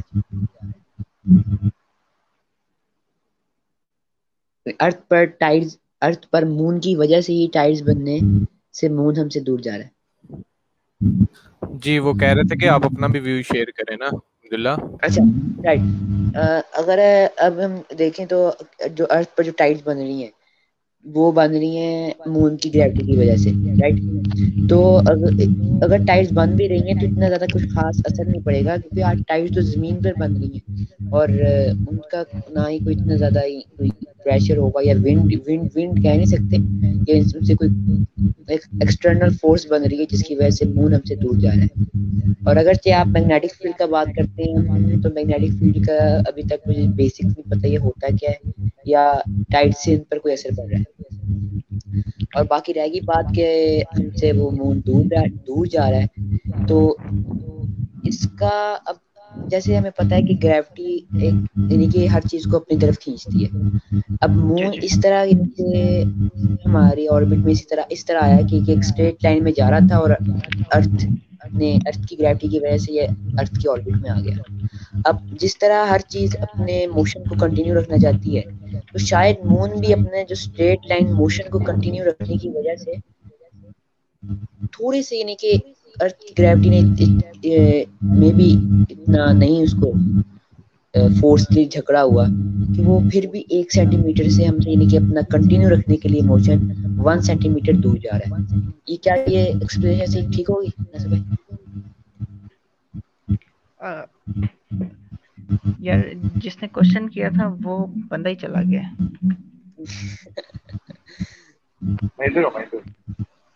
ओ आगे आगे आगे जी अबू जरा आपको आपको क्लियर हूँ मैं? Yes yes. अ, अबू जर अगर मुझे सही तरह से याद नहीं है तो एक पेज है व्हाट इफ के नाम से जी फेसबुक जी के जी, ऊपर ना। व्हाट इफ ही है। हाँ, जी जी। अच्छा, व्हाट इफ नहीं, की कोई यूट्यूब पे भी वीडियो है थी। और अब तो वो डिफरेंट जी लैंग्वेजेस में भी है। जी जी, अबैर भाई बिल्कुल बहुत काफी। अच्छी लगी। हाँ हाँ। अच्छा तो अबू सर मुझे उस वीडियो का नाम स्पेसिफिकली याद नहीं आ रहा, मैं उसको सर्च करूंगा। उसके अंदर मैंने कोई ऐसी चीज सुनी थी कि कहते हैं, पहले हम बात करें टाइट मैग्नेटिक फील्ड की ना। मैग्नेटिक फील्ड्स की वजह से ऑब्वियसली जो ओशन करंट्स हैं वो जनरेट हो रहे हैं। ओशन करंट्स की वजह से जो जो ओशन की लाइफ है, जो प्लैंकटन है, वो डिफरेंट एरियाज में स्प्रेड अप हो रहे हैं। उनके स्प्रेड अप होने से फिशेस अकॉर्डिंगली माइग्रेट कर रही हैं।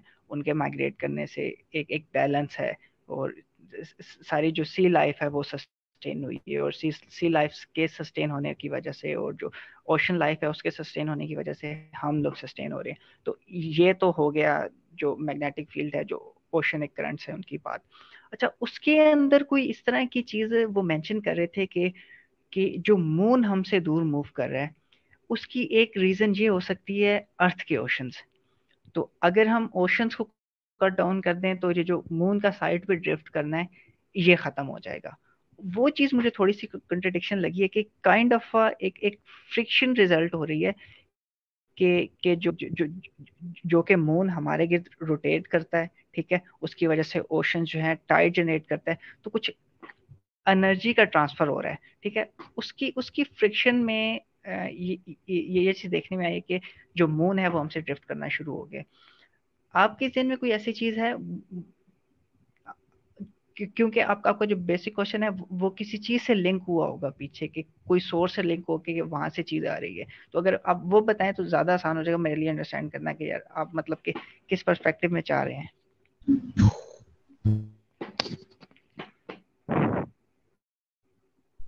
गायब हो गया बंदा। यार अब्दुल्ला, अच्छा क्वेश्चन है, आप नोट कर लो, मैंने भी नोट कर लिया है। जी अ, जी जी जी अबू जरा आपने आंसर सुना था? जी तो अबू जरा मैं जानना चाह रहा कि आपका बेसिकली ना उसका सोर्स क्या था, कि जहाँ से आपने वो चीज की थी। मैं इस पर जानना चाहता हूँ, मुझे इंटरेस्टिंग चीज लग रही है। ये जो मैंने आपसे सवाल पूछा था तो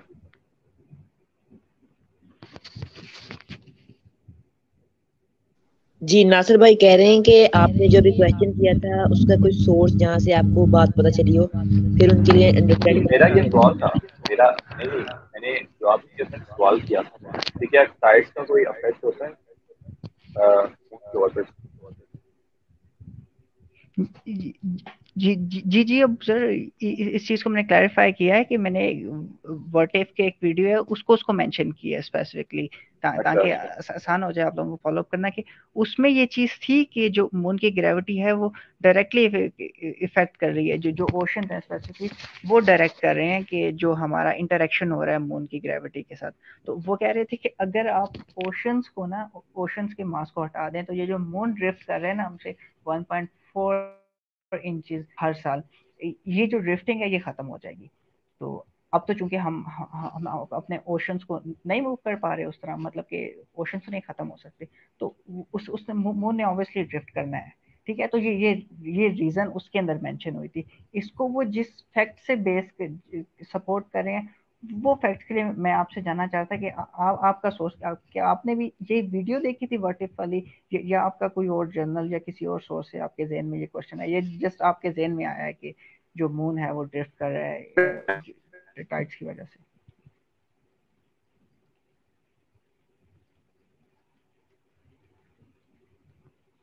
आई थिंक उनका ना काफी ज्यादा इंटरनेट इशू है। अगर ये क्लब हाउस पे होता है ना तो इन्होंने ज्वाइन भी नहीं कर पाना था क्योंकि क्लब हाउस काफी इंटरनेट लेता है। नासिर भाई कहाँ चले गए? नासिर भाई पता नहीं कहाँ चले गए। मेरे जहन में क्वेश्चन बस, नो सोर्स। अच्छा नासिर भाई वो कह रहे हैं कि मेरे जहन में क्वेश्चन आ गया था, कोई सोर्स नहीं है। ओके, तो एज पर माय नॉलेज के हाँ, ऐसा मैंने भी सुना है और ऐसा एग्जिस्ट करता है। अच्छा नासिर भाई आपकी क्या एक्सप्लेनेशन होगी कि मून हमसे क्यों ड्रिफ्ट अवे कर रहा है?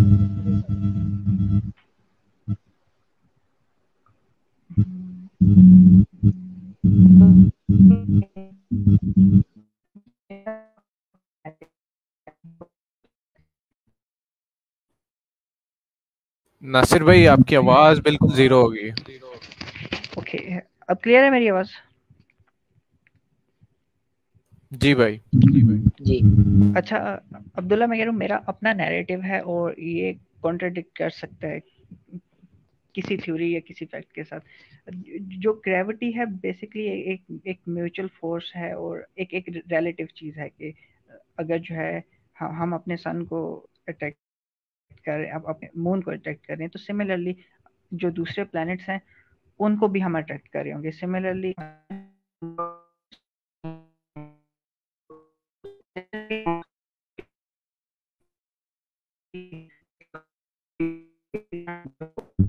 नासिर भाई बीच बीच में आवाज कट रही है, ऐसा लग रहा है कोई एलियन बात करना चाह रहा हो।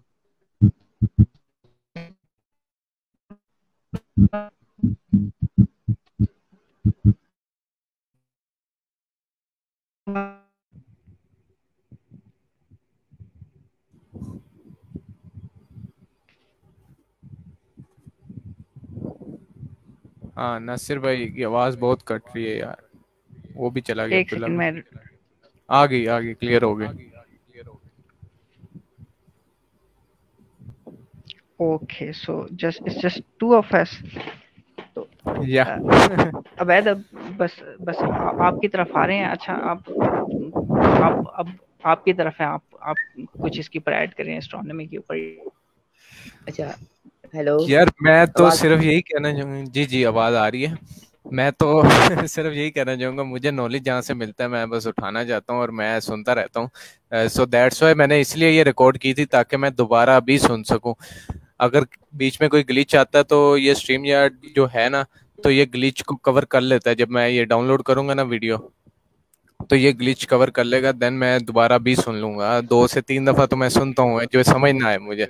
सो दैट्स व्हाई मैंने ये इस पे रखा था कि मुझे समझ नहीं आनी और ज्यादा नहीं आएगी। आई तो है बट काफी कुछ सीखने को भी मिला है। बट मैंने इसलिए ये स्ट्रीम यार्ड पे रखा था ताकि सेव हो जाए, नहीं तो क्लब हाउस पे सेव नहीं हो सकता ना, हम स्क्रीन रिकॉर्डिंग कर सकते हैं क्योंकि वहां से बैन हो जाएंगे हम। ठीक ठीक ठीक। अच्छा, ये मतलब काफी अच्छा इनिशिएटिव है। हम मतलब डिस्कशन करके काफी चीजें सीखते हैं, लेकिन अब्दुल्ला का यहाँ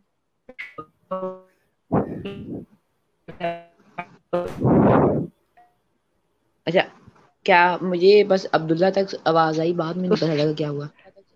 मुझे खुद हम अच्छा हाँ, मैं कह रहा हूँ कि अब्दुल्ला का जहाँ तक ताल्लुक है ना, अब्दुल्ला ऐसे टेक्निकल सवाल करता है कि या वो किसी प्रोफेशनल एस्ट्रोनॉमर से पूछने वाले होते हैं या गूगल से पूछने वाले होते हैं, और उस टाइम बंदा कह रहा होता है कि यार अब बंदा करेगा। अब बस पर्सनल चैट में करता है तो मजा आता है। अच्छा, मेरा एक लास्ट क्वेश्चन है, ये मैंने बहुत दिनों से रखा हुआ था मेरे पास। इसी ग्रुप, क्या कहते हैं, मीटिंग का इंतजार कर रहा था कि इकट्ठे हों, नासिर भाई भी हों, तदाल, जो एक और थे हसन, फिर ये मैं और हसन किसी और मीटिंग में है तो वो इस वजह से नहीं आ सका, मैंने उससे पूछा है। खुशकिस्मती से जब भी हमारा रूम बना क्लब हाउस पर, तो हर बारी पॉलिटिक्स और पता नहीं किधर किधर बातें, तो हमें अपना ना वो अच्छा क्वेश्चन पुट नासिर कर भाई, दूं, मुझे ये और वो बताया क्वेश्चन कि ये है स्ट्रीम कि यार्ड पे ही नेक्स्ट मैंने टाइम कर लें हम। हाँ, स्ट्रीम यार्ड पे कर लेते हैं। इसकी कोई स्पेसिफिक ऐप भी है? नहीं, ये क्लाउड बेस्ड है ना, इस वजह से। ओके ओके, ठीक है। हम इसको नेक्स्ट टाइम इसी पे कर लेंगे, कोई इशू नहीं है। ठीक है अब्दुल्ला, कंटिन्यू कर सकते हो आप। हाँ ठीक हो गया। तो मेरा क्वेश्चन ये था कि मैंने 5 से 6 वीडियोस देखी थी ब्लैक होल पर, और उन ब्लैक होल यानी कि मेनली ये था कि how black hole bends light, या साथ साथ what is inside the black hole, what is behind the black hole, ऐसे 5-6 जी वीडियोस जी, थी वैसे ठीक है। रिसर्च के लिए, नॉलेज में इजाफा हो। तो उनके अंदर स्टार्टिंग में मुझे उन्होंने स्टार्टिंग में आया एज द आफ्टर द, क्या नाम है उसका, theory of relativity of Einstein, it hmm. Became easier for us to understand the black hole। अब आइंस्टाइन की थ्योरी ऑफ रिलेटिविटी, अब ये आई थिंक हम इसको दो दो पार्ट में कन्वर्ट कर लेते हैं। आप एक एक पार्ट का जवाब दे दें अगर आपके पास टाइम है, और अगर आपके पास टाइम है तो आप दूसरे का भी दे दें। तो मेरे यहाँ दो क्वेश्चन बन रहे हैं। एक क्वेश्चन है कि जैसे आइंस्टाइन की थ्योरी ऑफ रिलेटिविटी मेनली है क्या, रैली। ठीक? और दूसरा क्वेश्चन है कि आइंस्टाइन की जो थ्योरी ऑफ रिलेटिविटी है, वो ब्लैक होल को स्टडी करने में हमारे लिए कैसे आसानी बन रही है। जैसे ब्लैक होल की तस्वीर ली गई थी, पहली तस्वीर, उसके स्टार्टिंग में भी यही था कि ये आइंस्टाइन की थ्योरी ऑफ रिलेटिविटी की वजह से ही कि आज हम इसको कैप्चर कर पाए हैं। तो यहाँ दो सवाल बनने के, ये वो है क्या थ्योरी ऑफ रिलेटिविटी, और वो ब्लैक होल को किस तरह स्टडी करने में आसानी पैदा कर रही है।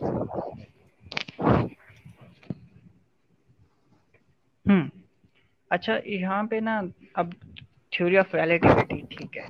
अच्छा, एज पर माय नॉलेज यहाँ पे दो थ्योरीज आ जाती हैं, एक थ्योरी ऑफ स्पेशल रिलेटिविटी और एक जनरल और एक जनरल, रिलेटिविटी। जी अच्छा, तो जो मतलब एक एक एक बेसिक कॉन्सेप्ट है उसमें, वो एक इनविजिबल फोर्स के बारे में बात करते हैं। एक ऐसी इनविजिबल फोर्स है जो कि ऑब्जेक्ट्स को एक दूसरे की तरफ खींचती है, और वो इनविजिबल फोर्स जो होती है, जो स्पेस टाइम की जो चादर है ना, फैब्रिक ऑफ स्पेस टाइम है, उसको कर्व करती है। जी जी और क्यों है कि कुछ ऑब्जेक्ट मैसिव होते हैं, कुछ ऑब्जेक्ट छोटे होते हैं, और जो बड़े होते हैं वो क्यों कहते हैं स्पेस टाइम को कर्व कर लेते हैं और दूसरे क्यों नहीं कर पाते। तो ये आई थिंक रिलेटिविटी के बारे में है, ठीक है, जो हम रिलेटिविटी की बात करते हैं।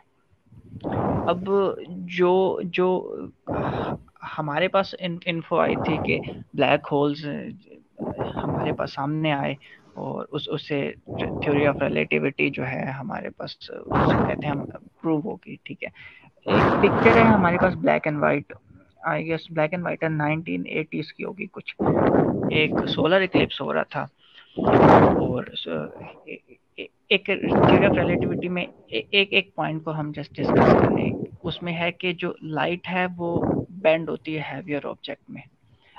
अच्छा इस तरह करो कि कि जब डिस्कशन स्टार्ट हुई थी ना, तो ये क्या नाम है जो भी आप पॉइंट बताने लगे, जो इक्लिप्स वाला, तो मेरा यही दिमाग में घूम रहा था कि ये वाला पॉइंट ये काफी इंटरेस्टिंग होगा कि किस तरह उन्होंने सोलर की और बाद में उनको पता लगा कि जो स्टार लोकेशन की हुई थी। तो कंटिन्यू। यार इवन अगर हम उस पर्सपेक्टिव में बात करें ना, तो जो चाइनीज है ना, अब मैं फिर उसमें चला जाऊंगा, जो चाइनीज है ना, वो जब सोलर इक्लिप्स होता था तो लिटरली वो अपने घरों से बाहर आते थे और बड़े बड़े उन्होंने बाजे और ड्रम्स उठाए होते थे और वो उसको जोर जोर से पीटते थे। वो समझते थे कि एक एक कॉस्मिक ड्रैगन है। तुमने अगर चाइनीज कुंग-फू की अगर वीडियोस देखी हो, मूवीज देखी हो, तुमने देखा होगा एक ड्रैगन होता है, वो बड़ा अजीब सा एक ड्रैगन होता है, बगैर परों के सांप की तरह होता है, उसके 2 सींग होते हैं, मूवीज में होता है। तो वो वाला एक ड्रैगन होता है, उसने सन को सॉलो कर लिया है, ठीक है। अब उनका होता था कि हम किसी तरह से ये शोर वगैरह करके, नाच गाना करके और ये ड्रमिंग करके उस सन को, उसको, उस डीमन को भगा देंगे। तो वो जब अपना नेचुरल साइकिल कंप्लीट करके वो साइड पे जाता था, वो मतलब के सामने स्क्रीन से हट जाता था, तो वो कहते थे ओके, इसने हमें छोड़ दिया, मतलब हमारे सन को आजाद कर दिया, फिर खुशियां वगैरह मनाते अरे थे। काफी इसी इंटरेस्टिंग तरह बात है कि वो कि जब सोलर इक्लिप्स हुई थी तो आगे मून नहीं आना था और वो भी एक सर्कल सर्कल की शेप में था। ड्रैगन के साथ इसको रिलेट कर लिया कि ये dragon है। यानी कि साफ नजर आ रहा है कि एक सर्कल है जो आगे आ गया सन के। अगर उन्होंने हाँ उनका हाँ पता नहीं कैसे कर दिया कि उन्होंने ड्रैगन बना लिया। हाँ हाँ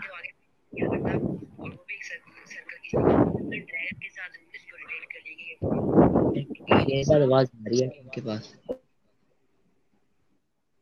हाँ, जैसे वो किसी चीज के पेट में हो और किसी ने वो उसको खाया हुआ और उसके पेट में हो, लाइक ऐसी कोई चीज।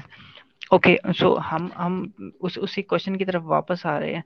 और अच्छा, उसको कंक्लूड इस तरह करते हैं कि उनके जो पॉइंट्स थे ना थ्योरी ऑफ रिलेटिविटी, उसके अंदर ये था कि जो ग्रेविटी है, जो कि एक मैसिव ऑब्जेक्ट होगा कोई भी ना, वो अपने आस पास के स्पेस टाइम फैब्रिक को कर्व करता है।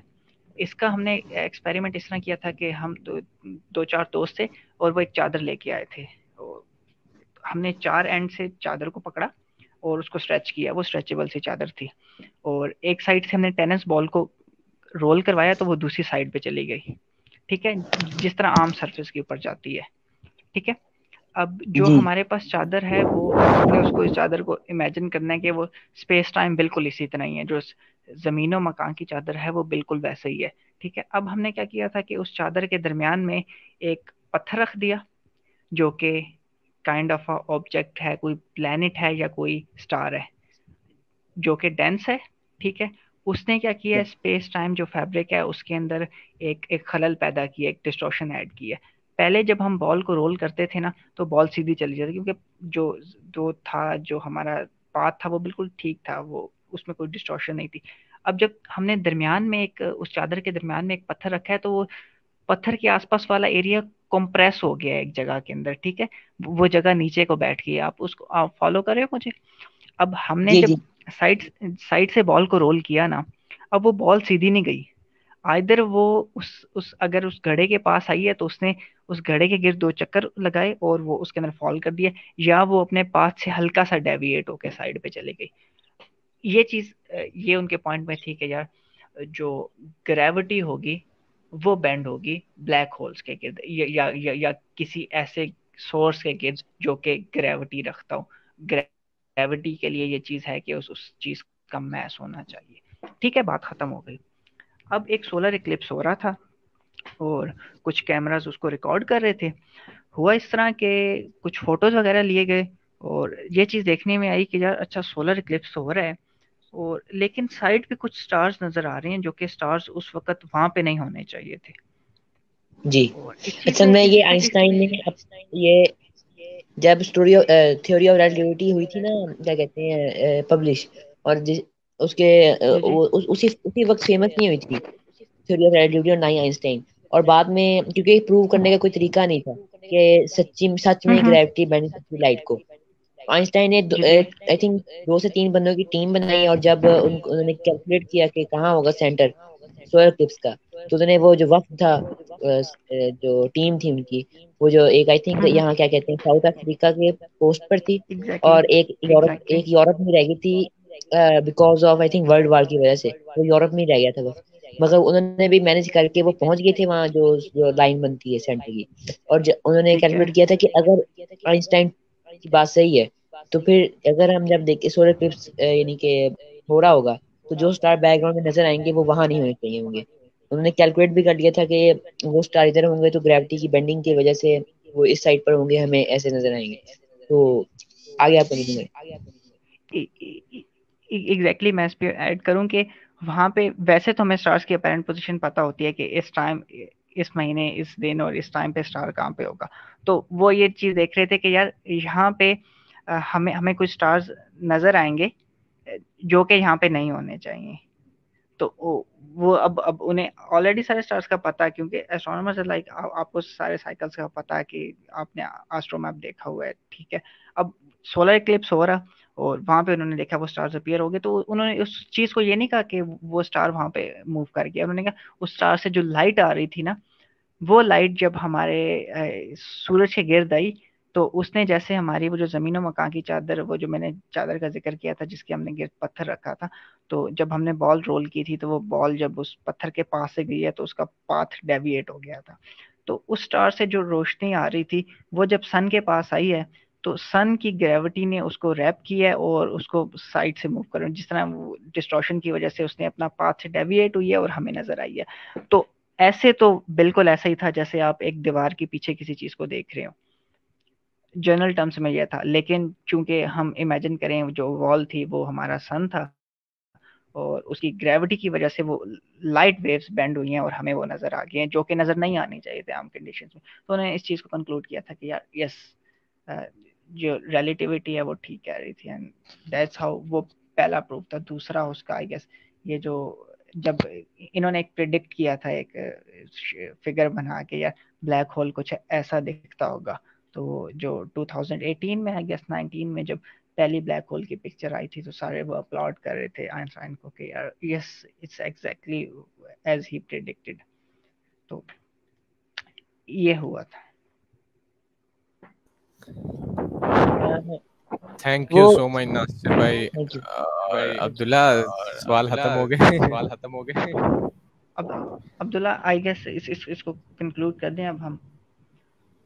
आई जी थिंक जी 2 आवर्स हो गए एग्जैक्टली हैं। 2 आवर्स होने वाले हैं, तो हम लाइक 12 मिनट्स आपको देते हैं। अवैध भाई आप किसी भी टॉपिक के ऊपर हमें एजुकेट करना चाहें, क्योंकि ऑलरेडी आपने हमें इतनी देर बर्दाश्त की है, तो हमारे लिए अच्छा मौका है कि हम आपके व्यूज किसी भी चीज पे लें। आप जिस चीज के ऊपर कुछ भी कहना चाहें विल लिसन, और हम क्वेश्चन भी पूछेंगे।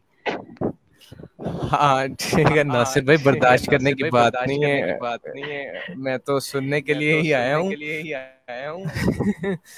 ठीक मैं है ठीक ज्यादा है। पॉडकास्ट वगैरह भी सुनता हूँ, मैं 2 घंटे 2.5 घंटे की। तो मैं तो ऐसा बंदा हूँ, मूवीज देखता नहीं हूँ ना, मैंने कोई मूवीज देखी नहीं है। ओके अवैध ओके। भाई की वजह से मैंने कहा मैं आहिस्ता आहिस्ता इंट्रोवर्ट से दूर हो रहा हूँ। एक्सट्रो यार ये तो खुशी की एक्सट्रोवर्ट पता नहीं बात क्या है। कहते हैं। एक्सट्रोवर्ट कहते हैं हाँ ना, एक्सट्रोवर्ट। जी जी जी जी, एक्सट्रोवर्ट। मेरे साथ भी कोई ऐसी असल सीन है। मैं असल में पहले जब इंटरेस्ट की बात होती है ना तब बंदा खुद ही बोलने लग जाता है जोन जोन की बात। अब वो जो मैं आई थिंक जितने भी मैंने रूम किए उनके अंदर मैं किसी में भी नहीं इतना बोला जितना मैं 2 दफा स्ट्रीम बैठ में बोला हूँ। एक दफा अबे भाई को शायद याद होगा जब अबूजर भाई भी थे और और कौन कौन से समीर भाई भी थे, तब सिविलाइजेशन पर बात हुई थी। टाइप 1 टाइप 2 और टाइप 3 के कितने ईयर वगैरह और मार्स के बारे में हाँ बहुत कुछ। तब हाँ, एक वो दफा लास्ट बोला स्ट्रीम थी हमारी। हाँ लास्ट कि स्ट्रीम थी वो, 1 घंटा 40 मिनट की थी, मुझे याद है आज भी। हाँ आ, तब बात की थी, जिसके बाद हमने वो डार्क वेब के बारे में भी बात की थी, डार्क और डीप वेब के बारे में। इंटरेस्टिंगली जब भी क्लब हाउस पर ऐसा कोई बंदा आता था ना जिसको इंटरेस्ट नहीं होता था एस्ट्रोनॉमी पर, उसने पहले तो अगर वो बात शुरू कर लेता था, अबैर भाई ने बताना कि हम इस इन्हीं उनको पता था ना मेरा कि इसने बाद में जाके बोलना है, तो अभी इनको मैं इन्हीं के रूम को बैक कर लूं। तो इन्होंने जब उस बंदे को कहना कि आप प्लीज हम एस्ट्रोनॉमी पर डिस्कशन कर रहे थे, सवाल जवाब हो रहे थे, कोई हम इधर इसी टॉपिक पर रहेंगे, तो एक उनका नाम नहीं याद आ रहा उनका, उन्होंने बोला, जब उन्होंने बताया ना कि हम एस्ट्रोनॉमी डिस्कस कर रहे हैं, तो उन्होंने आई थिंक 5-6 सवाल एस्ट्रोनॉमी पर पूछे, और बाद में कहते हैं चले अब इस टॉपिक पर बहुत बात हो गई है, अब हम दूसरा टॉपिक शुरू करते हैं। याद है बैद भाई? हाँ मैंने यार एक्चुअली अपने टॉपिक, इसलिए मैंने आपको कहा था ना नेक्स्ट टाइम आप रूम का नेम रख लेना, सही है। तो इस तरह का सीन था। और बाकी यार एक्चुअली मेरा तो प्लान है कि मैं पॉडकास्ट वगैरह भी करूं, और इस तरह ही मैंने वर्चुअल पॉडकास्ट भी स्टार्ट किया। और मेरा इंटरेस्ट ये है कि मैं अपने इंफॉर्मेशन को अपनी क्रश समझता हूँ, जहाँ से मिले उठा लेता हूँ सही है। तो अच्छा, एक point out of the topic हो जाएगी बात। जी मैं जी आसम जो प्रेसिडेंट है लाहौर एस्ट्रोनॉमिकल सोसाइटी, उन्होंने हमारी फैसलाबाद एस्ट्रोनॉमिकल सोसाइटी ज्वाइन की है। ओह वाह, जबरदस्त यार, जबरदस्त। वाह नाइस यार। अब्दुल्ला इसका ना यूआरएल बना लो, facebook.com/फैसलाबाद एस्ट्रोनॉमिकल सोसाइटी। ये सेटिंग्स में जाके बन जाता। अच्छा थैंक यू, मैं भी ओके, तो अबैद आपका ये जो आइडिया है वर्चुअल पॉडकास्ट वाला, ये काफी इंटरेस्टिंग है। प्लीज इसको कंटिन्यू कीजिए। और आपका वैसे भी नेटवर्क आई गेस अच्छा है, आप बुला के और इस तरह की अगर करें तो आई गेस अच्छा आपका ये एक्सपोजर हो जाएगा, क्योंकि आपको नॉलेज का भी शौक है तो वो भी इंक्रीज होगी। और आप अगर पॉडकास्ट वगैरह, it will be great I think. हाँ नेटवर्क मैंने अपने तो बायो में भी लिखा हुआ है, my network is my network. अच्छा अच्छा अच्छा, सही। व्हाट्सएप के बायो में ना, तो मैं ज्यादातर लोगों को व्हाट्सएप पे कनेक्ट करता हूँ। ऑलमोस्ट जितने मेरे फेसबुक फ्रेंड्स हैं उससे ज्यादा मेरे पास व्हाट्सएप कॉन्टैक्ट्स हैं। सही सही हर फील्ड के लिहाज से। तो फ्रीलांस में भी इसने काफी फायदा दिया मुझे कि कोई भी सर्विस को मिलती है मुझे जैसे ही, तो मैं अगर एक स्टेटस भी लगाऊं तो मुझे 15 से 20 मिनट में वो फील्ड का बंदा मिल जाता है अपने स्टेटस के थ्रू। ठीक है ठीक है। आप फ्रीलांसिंग में क्या करते हैं बेसिकली? मेरी बेसिक नीश तो ग्राफिक डिजाइन है और थोड़ी बहुत वीडियो एडिटिंग, बट अब तो थोड़ा वाइड हो गया है। Copy writing, content writing, social media marketing, digital marketing, development की साइड पे थोड़ा सा, और थोड़ा सा ई कॉमर्स टच। अभी इसको थोड़ा सा बढ़ा रहे हूँ। Okay okay. अच्छा, तो ये कॉपी राइटिंग किस नीश के ऊपर आप कर रहे? यार कॉपी राइटिंग का मेरा पार्टनर है, वो रिसर्च, एक इंट्रोवर्ट टाइप का लड़का है और वो रिसर्च एंड डेवलपमेंट बड़ी अच्छी करता है। ठीक है ठीक है। वो आई थिंक मैंने जितने उसको प्रोजेक्ट्स दिए, डिफरेंट प्रोजेक्ट्स दिए, तो उसने बना लिए थे। क्लाइंट बहुत खुश हुए थे। सही सही। कॉपी राइटिंग अच्छी फील्ड है, अच्छी अच्छा पे भी करती है आपको। और ये है कि आपकी राइटिंग स्किल्स बहुत, उस कंटेंट राइटिंग के मुकाबले ना बहुत जल्दी, क्योंकि आप उसमें आप एक तो अपनी क्रिएटिविटी दिखा रहे होते हैं, आप कोशिश कर रहे हैं, आप अपने वर्ड्स के थ्रू सेल करते हो, तो वो बहुत लर्निंग के लिए अच्छी चीज है जी। वो इंग्लिश क्लाइंट वो पकड़ता है और लोकल मार्केट के क्लाइंट मैं पकड़ लेता हूँ। मेरे कम्युनिकेशन स्किल्स अच्छे हैं उर्दू के, इस वजह से। ठीक है। अच्छी बात है। अच्छा, आप लाहौर कब आ रहे हो? लाहौर अभी फिलहाल तो कोई ऐसा सीन नहीं है, लेकिन ये है कि लाहौर में कभी चक्कर लगा तो जरूर आपसे मुलाकात करेंगे। जी हमें भी कभी खिदमत का मौका देना। लाहौर में किस जगह पे है आपकी राइश? एमए कॉलेज का पता है या दरबार का? हाँ, दरबार का आई गेस, उसके पास से भी गुजरे, गया भी हूँ। जी। हाँ, तो उसके करीब ही 5 से 10 मिनट का सफर है। ओके, उसके पास से होके ना वो यादगार की तरफ जाते हैं, मीनार पाकिस्तान की तरफ ना। हाँ हाँ बिल्कुल बिल्कुल, यानी कि आप चबुर्जी की तरफ से आते हैं। अब इतना मुझे नहीं उसके पता कि कहाँ से आते हैं, लेकिन ये है कि हाँ जब मीनार पाकिस्तान की तरफ जाते हैं तो बीच में से दरबार को क्रॉस करते हैं। हाँ, तो इसका मतलब है मेरी तरफ से होके ही आते हैं। ठीक ठीक ठीक। अच्छा, चलें फिर खत्म करें। अच्छा अब्बास भाई, वो जो वेबसाइट चेंज होती है वो लैपटॉप पर ही हो सकती है, मोबाइल पर नहीं होती। क्या चीज? वेब एड्रेस की चीज होता है। अच्छा अच्छा, आप मुझे मॉडरेटर बना दो, मैं चेंज कर दूंगा। Okay okay, thank you. Okay. अच्छा जी नासिर भाई, अवैध अब क्या कह रहे थे? अगर आप इस चीज को मतलब आई गेस आपने अपलोड अगर करना तो बेशक ये लास्ट वाली चीज काट दीजिएगा, अगर आप जी मूड हुआ तो। ठीक है। मेरे ख्याल से लास्ट तक कोई पहुंचेगा नहीं। हाँ ये भी है हमारे अलावा कोई नहीं पहुंचेगा। हाँ मेरे ख्याल से 2 घंटे की स्ट्रीम में बहुत मुश्किल आते हैं। बट जो हमने सबसे पहले एस्ट्रोनॉमी का क्या था, आई थिंक उसका टॉपिक था लेट्स टॉक अबाउट एस्ट्रोनॉमी। वो मेरी वीडियोस के सबसे ज्यादा व्यूज हैं, ऑलमोस्ट 80 व्यूज हैं। अच्छा अच्छा अच्छा, वो सारे ऑर्गेनिक हैं? हाँ सारे ऑर्गेनिक, मैंने पेड कुछ भी नहीं किया क्योंकि एक्चुअली मैं पहले मोटिवेशन वीडियोस डालता था, मैंने वो डिलीट नहीं की।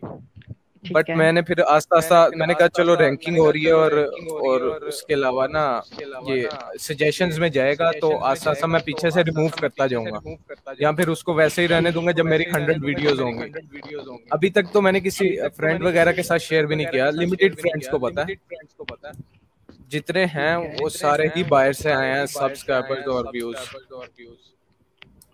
ओके ओके, हाँ दैट्स ग्रेट यार, आप उसको कंटिन्यू रखें साथ। आपका अगर शौक है इसका ना विजुअल पॉडकास्ट का, तो आप इसको ज़रूर करें। जहाँ तक हमारी हेल्प की ज़रूरत हुई तो प्रमोशन वगैरह या कुछ शेयर करना हुआ will do it, no issues. बाकी नहीं प्रमोशन की नहीं, मुझे आई थिंक मैं अच्छा कंटेंट बनाऊंगा तो प्रमोट हो जाएगा। जी जी हाँ, ये तो आइडियली बात है। स्टार्ट में बस थोड़ा सा आपको इनिशियल पुश चाहिए होता है ना, आप कोई भी चीज़ पेशेंस वगैरह भी चाहिए होते हैं। जी, उसके बाद फिर आपकी कंसिस्टेंसी होगी, डेडिकेशन होगी, आप इंशाल्लाह यू विल थ्राइव। जी अच्छा, लास्ट में वो नासिर भाई वो तलाल भाई कह रहे थे कि हाउ लाइफ स्टार्टेड वाला कहा था टॉपिक। कब के लिए, आगे के लिए या आज के लिए? आज के लिए कहा था, लेकिन मैंने कहा चलें अब नेक्स्ट के लिए कर लेंगे। यार उन्हें कहें कि नेक्स्ट टाइम वो करेंगे और उन्हें मतलब पूरा चांस मिलेगा, वो पहले वो बात करेंगे और वेल लिसन, और हमारे क्वेश्चंस हम लेके आएंगे साथ। ठीक है? अब यानी कि हाउ लाइफ स्टार्टेड, यानी कि दैट्स डिस्कशन होगी सैटरडे को, राइट? जी ठीक है, हाँ हाउ लाइफ स्टार्टेड। इसमें आई गेस सारा वो होगा ना कि कैसे इवॉल्व किया और ये चीजें, मेरे ख्याल से। जी जी ये मेरे ख्याल से एवोल्यूशन भी आ जाएगा इसमें। एस्ट्रोनॉमी वाला जो टॉपिक होगा वो मैं कवर कर लूंगा, ठीक है? चलो सही हो गया। हाँ ठीक हो गया। यानी कि अर्थ कैसे फॉर्म हुई और बाद में जो लाइफ होगी वो सब नासिर करेंगे, है ना? हाँ विल सी, अगर 2 घंटे में ये चीजें कवर होगी तो हो जाएंगे इंशाल्लाह। चलें ठीक है फिर। बाकी के 20 मिनट में पूरे कर लेते हैं, 20 सेकंड रह गए। ये काउंटडाउन ऐसे चल रहे हैं, वो इलॉन मस्क मार्स के ऊपर अपने रॉकेट्स भेज रहे हैं, वही 10 9। अच्छा, मैंने अभी लेटेस्ट न्यूज़ देखी है कि वो इलॉन मस्क ने वर्ल्ड लार्जेस्ट रॉकेट का कहने का कहा है। यार इसको म्यूट करो, इसको म्यूट कर दो भाई। हाँ जी जी, वो सुन रहे थे, कोई 120 मीटर लंबा रॉकेट है। जी बिल्कुल, ये इसको मैंने थोड़ा पीछे किया है। ये सुनता रहेगा अब हम।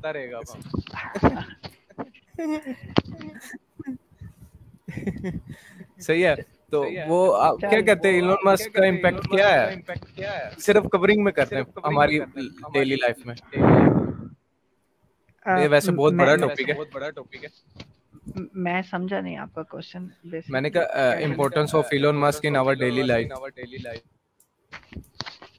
यार एलन मस्क की अगर हम लॉन्ग टर्म गोल्स को देखें ना, तो हमारे अपने, मैं समझता हूँ पॉलिटिशियन से उसके अच्छे नजरिए आते हैं कि यार वो एक एक एक, एक अच्छी जगह को मतलब ह्यूमंस के लिए पॉपुलेट करने जा रहा है। कंपैरेटिवली अगर हम उसके क्रिटिसिज्म में देखें तो वो उसके पास क्या नहीं है कि वो ज़मीन को बेहतर बना सके हमारे लिए। तो ये भी चीज़ है। बाकी उसकी बट वो न्यूरालिंक तो बहुत खतरनाक चीज है ना। जी न्यूरालिंक के ऊपर मैं बात करने लगा था। वो जैसे वो एक मंकी के ऊपर उन्होंने न्यूरालिंक से वो उसके बाद वो पजल गेम खेल रहा होता है। तो उसके बाद वो जो चिप से कह रहे हैं आप म्यूजिक प्ले करेंगे, तो kind of a destructive perspective में चीज़ें जा सकती हैं। लेकिन ये है कि अगर हम जनरल ओवरऑल देखें तो अच्छा मतलब इनोवेटिव इंसान है। जी बिल्कुल। चलें, thank you very much. I think 2 घंटे पूरे हो गए। हाँ जी, 2 घंटे पूरे हो गए। ओके, ठीक है, thank you very much Nasir भाई। Thank you Abdullah. Thank you. बहुत सीक्रेट है। तुझे 1 मिनट है ना? हेलो। जी वो एलन मस्क का कहते हैं एक सीक्रेट है कि वो क्या कहते हैं, बिलियनेयर है। ये बात सही? हाँ सही है। ये मैं ना तुम्हारी YouTube वीडियो के नीचे ना तुम्हारी Facebook आईडी का भी लिंक भेजूंगा कि इसको स्पैम करें जाके। तो उनसे कहें क्या और सीक्रेट पूछनी हो ना तो हमारे पास आए। सही है। चले ठीक है, ओके, अल्लाह हाफिज। ओके भाई, अल्लाह हाफिज।